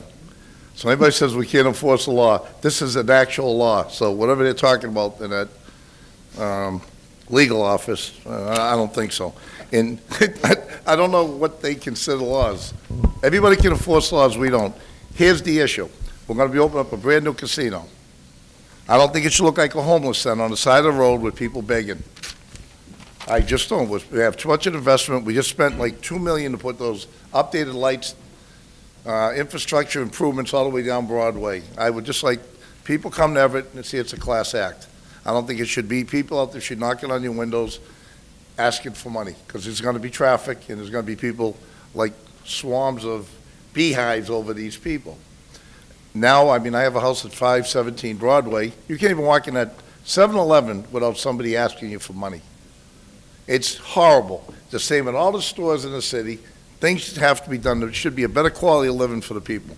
I feel bad for them, but you walk in there, sometimes a person walk in is intimidated. They won't even go in the store. I see it all day long over there. They sit there, they just, ask money for beer, drugs, whatever they're doing, and people won't walk in these stores. It's not being addressed, and if we're going to run this city as a class act, we got to do something about this panhandling stuff. We really do. I mean, we can send it back down to the law office. They got to come back and say we can't enforce. We can enforce anything we want in this city. Does it have to be as drastic as this? As long as we have it on the board, it can be, something can be enforced. I mean, do we go to somebody and have a copy of the new law and say, here it is. If you're caught doing this again, this is what can happen to you. I mean, do you want to put, 20 hours of work around the city sweeping the streets? If we can enforce something like that, do something. But it's got to stop. I just think that we have, in 3 months, we have a whole new city coming up here, and I think it should look as first class as it can. And that's the reason for this. If anybody has any additional comments, I'd like to hear it. I get 3 more speakers. 4 now. Councilor Hanlon. Thank you, Mr. Chairman. This is nice, I like this, but I think I would like it to say that unlawful for any person, but it would be lawful for any organized association. We have that, John, I think, on the books already. That's what I'm thinking of, yeah. We we're already gonna have the ask that. Huskies and stuff. They could get, Little tags. identification Yeah. numbers, Okay. yeah. That is there. What are you going to do with it? You want to pass tonight? I'd love to pass. I'd like to see them start working on something down there to do this. I mean, I really think so. I'd like to get that, if I may, Mr. Chairman, through you to Councilman Marchese, to get that, those old bills, old ordinances that we have. Yep. To tie it in with this here, so we make sure that we're doing the right thing, because So I we don't can- want to stop the Girl Scouts. We can send this to the city solicitor to find out what we have on there already. Yeah. And I believe we have something about organizations that's different. We do. I'll second that motion. Yep, if she wants, that's it right there. It shall be unlawful. That is the Savannah law down there that they have. That was sent to me by somebody. Do they allow anyone? What? Do they allow anyone, Savannah? What, any, Any organized? Group? they probably do, John. This was just on the panhandling part. And that's just, panhandling or solicit money, that's totally different. No, that's good. Anybody else? Councilor Napolitano. Thank you. No, I 100% agree with this. I mean, we're going through a major change.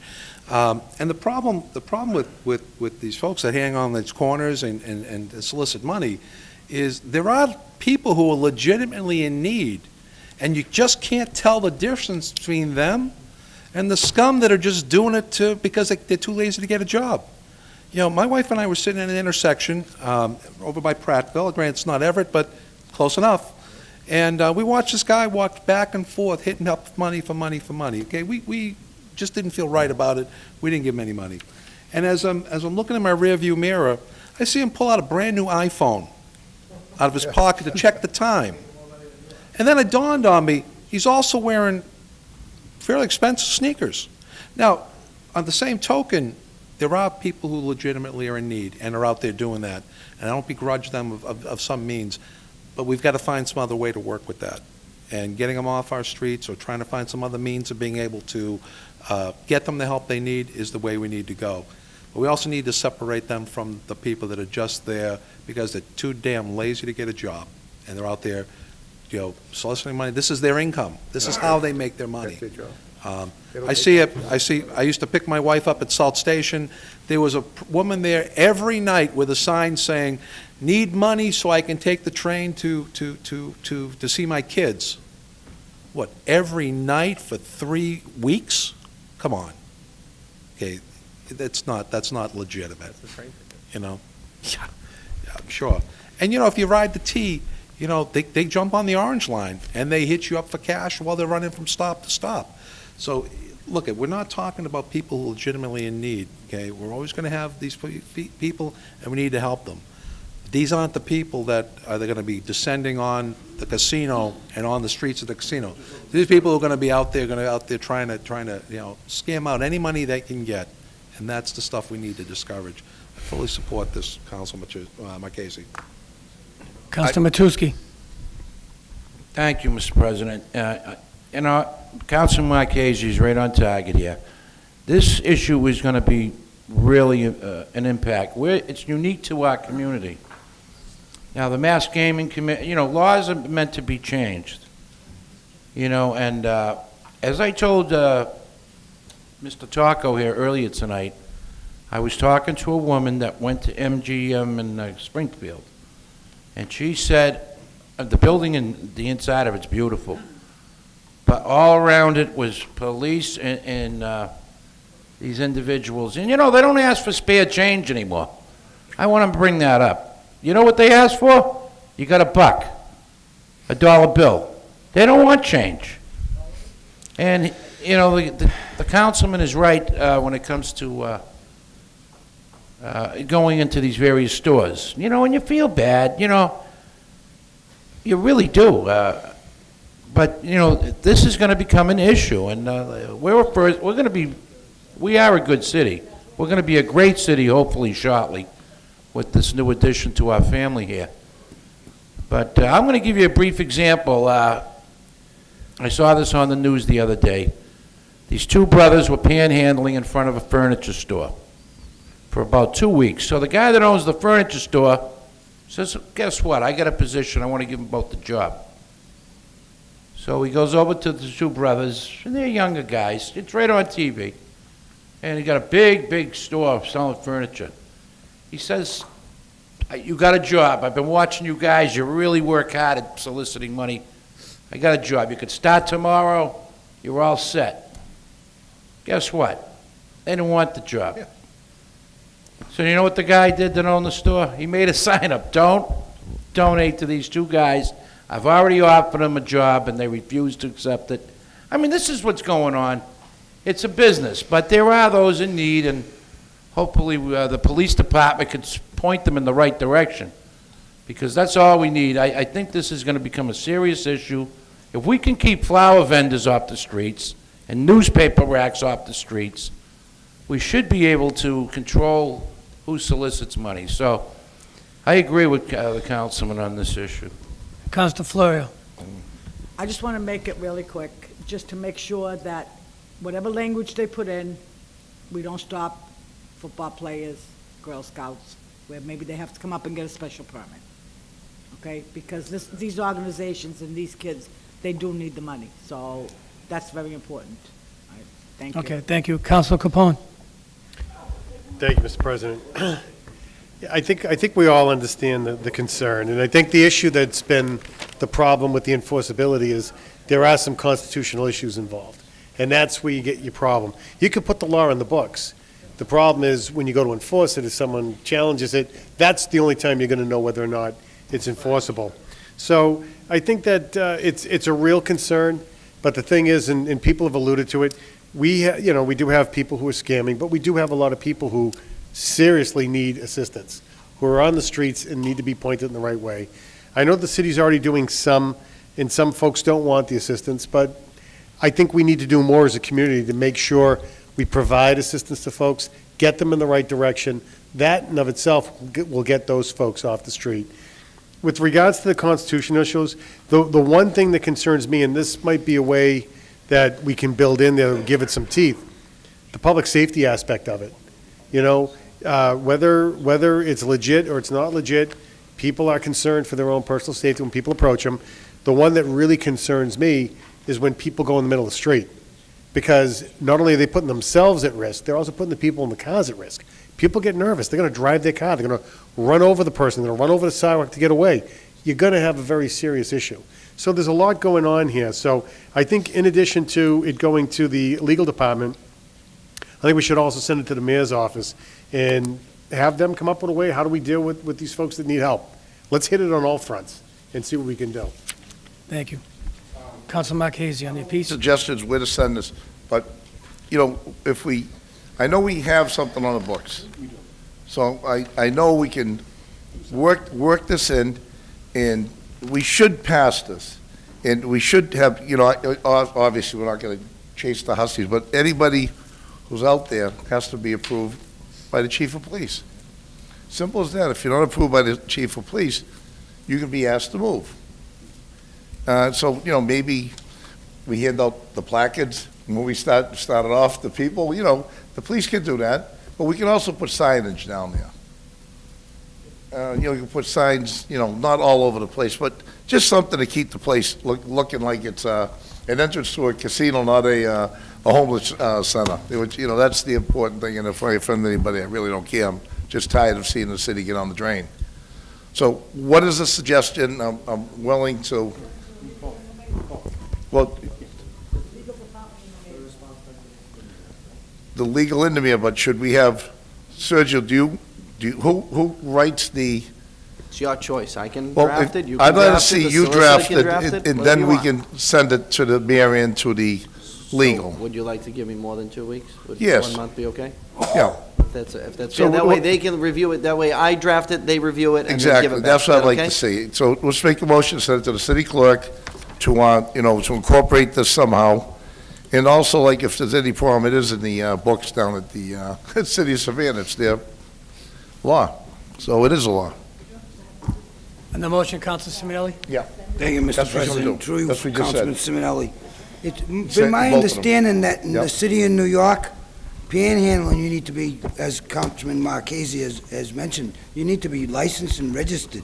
Yep. And I believe that if you sign up to be a panhandler in the Yep. city of New York, they tax you as if you're making $20,000 a year, whether you're making $1 or I $100,000. can imagine that's Social Security.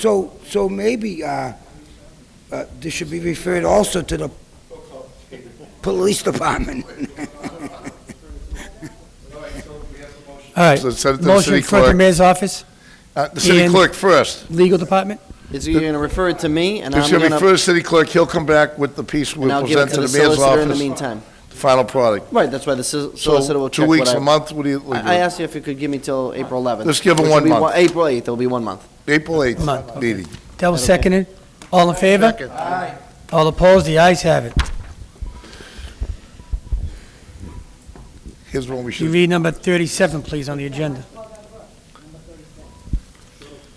Item number 37, Mr. President, a resolution offered by Councilor Michael K. Marchese that any new piece of business that is placed on the city council calendar be sent to committee without discussion. I would like to also Councilman amend that Marchese. if I could. The only person who should be able to discuss it is the sponsor. Brief description, and that's it, and send it to the appropriate council. And they'll cut off an hour and a half of the meeting. So let's get a correct wording on that. That any new piece of business that is placed on the council calendar, let me, hang on. No, that new business, Except as designated as new business? Yeah. Sponsor only. Yeah, only new. Yeah, brief discussion by sponsor only. Yeah. Council DePiero. Thank you, Mr. President. I'll be very quick. I know it's been a long night. I'm in support of this 100%. We need to clean up a lot of our own rules. I think within our rules, it actually spells out, sponsor give a brief description, then send it to where it needs to go, whether it's the next meeting or a committee meeting. We have rules throughout each and every one of our meetings, parliamentary procedures out the window. We have rules. Everyone needs to follow the same rules. Whether it's posting online during a meeting, which should not be allowed, whatever it may be, everyone needs to follow the same rules. Thank you. Councilman Matusky. Just on the motion. Thank you, Mr. President. The only problem I have with this, I don't have a real major problem, but if you're opposed to sending it to committee, you should be able to speak that you're opposed to it. You'll vote. I mean, your vote says one thing. I no vote to send it to committee, but you should be able to give a reason why you don't want something to go to a committee, no?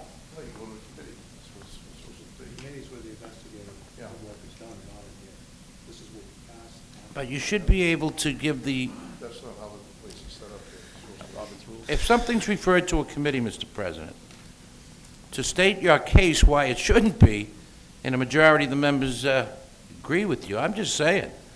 I mean, this is like paperwork for Mr. Burley, but if something doesn't belong in committee, you just automatically send something there is a little over the top.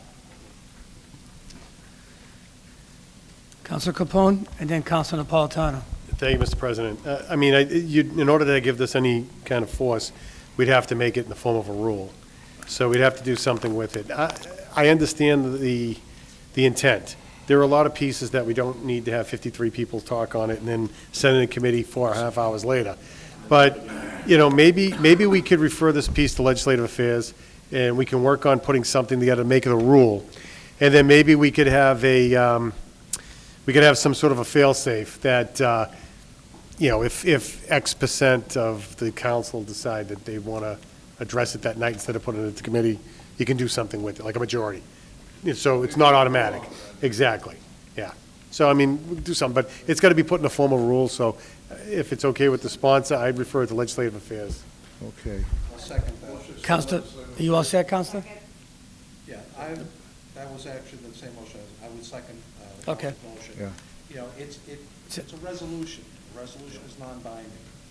It's a wish list. So if we want to make this work, then we need to send the Legislative Affairs, have them work on it, turn it into a rule, put the language in there to give the sponsor a monthly or brief description. If the committee sees its way fit That's what he to said. give it an opportunity to be able to talk against Senate committee, these all need to be ironed out in the rule. So I'll second that motion. Seconded. All in favor? Aye. All opposed? The ayes. The final Ayes have item, it. number 39. Last Mr. item of the President. night. Resolution offered by Council Fred Capone that the Mayor's Office and Community Development Office get the snow cleared along the raised sidewalk at the Broadway bus stop in Everett Square on the northbound side as it is impeding commuters' ability to board and exit buses. Councilor Capone. Thank you, Mr. President. The reality is that the crews went out there and they cleared it all out. But prior to that, there was about 3 feet of ice that was on top of this that made it impossible to transfer. The idea of the raised sidewalks when they first came in was to try to better enable folks with wheels, whether it be wheelchairs, strollers, et cetera, to be able to get onto the bus faster and move traffic along. We've kind of hit a couple of snags along the way. I personally don't think that this is necessary, but, we've had to build up the street so that the bus lined up properly. The buses already have nailers, so I don't know why we had to go through the time and the effort to put raised sidewalks on. I know that there were a grant, but now we have to maintain them. Yeah. And it's very difficult to maintain the pathway during the winter. This is the second time this season alone we've had a problem. The first time, the snow was never removed because you can't bring the sidewalk plow over it because the weight will crush it. So you need to put a crew out there by hand to shovel it. And the last time it snowed that much, it melted. That's how it got rid of it, melted. So people with wheels weren't going up there. This last particular time with the snow we had, the snow was allowed to stay there for 4 days, and it was 3 feet above the sidewalk. So that raised sidewalk had a 3-foot wall that you couldn't get through. A couple of little cut-throughs were made so people could walk onto the bus, but a wheelchair wasn't going to be able to access it, Yeah. and a stroller wasn't going to be able to access it.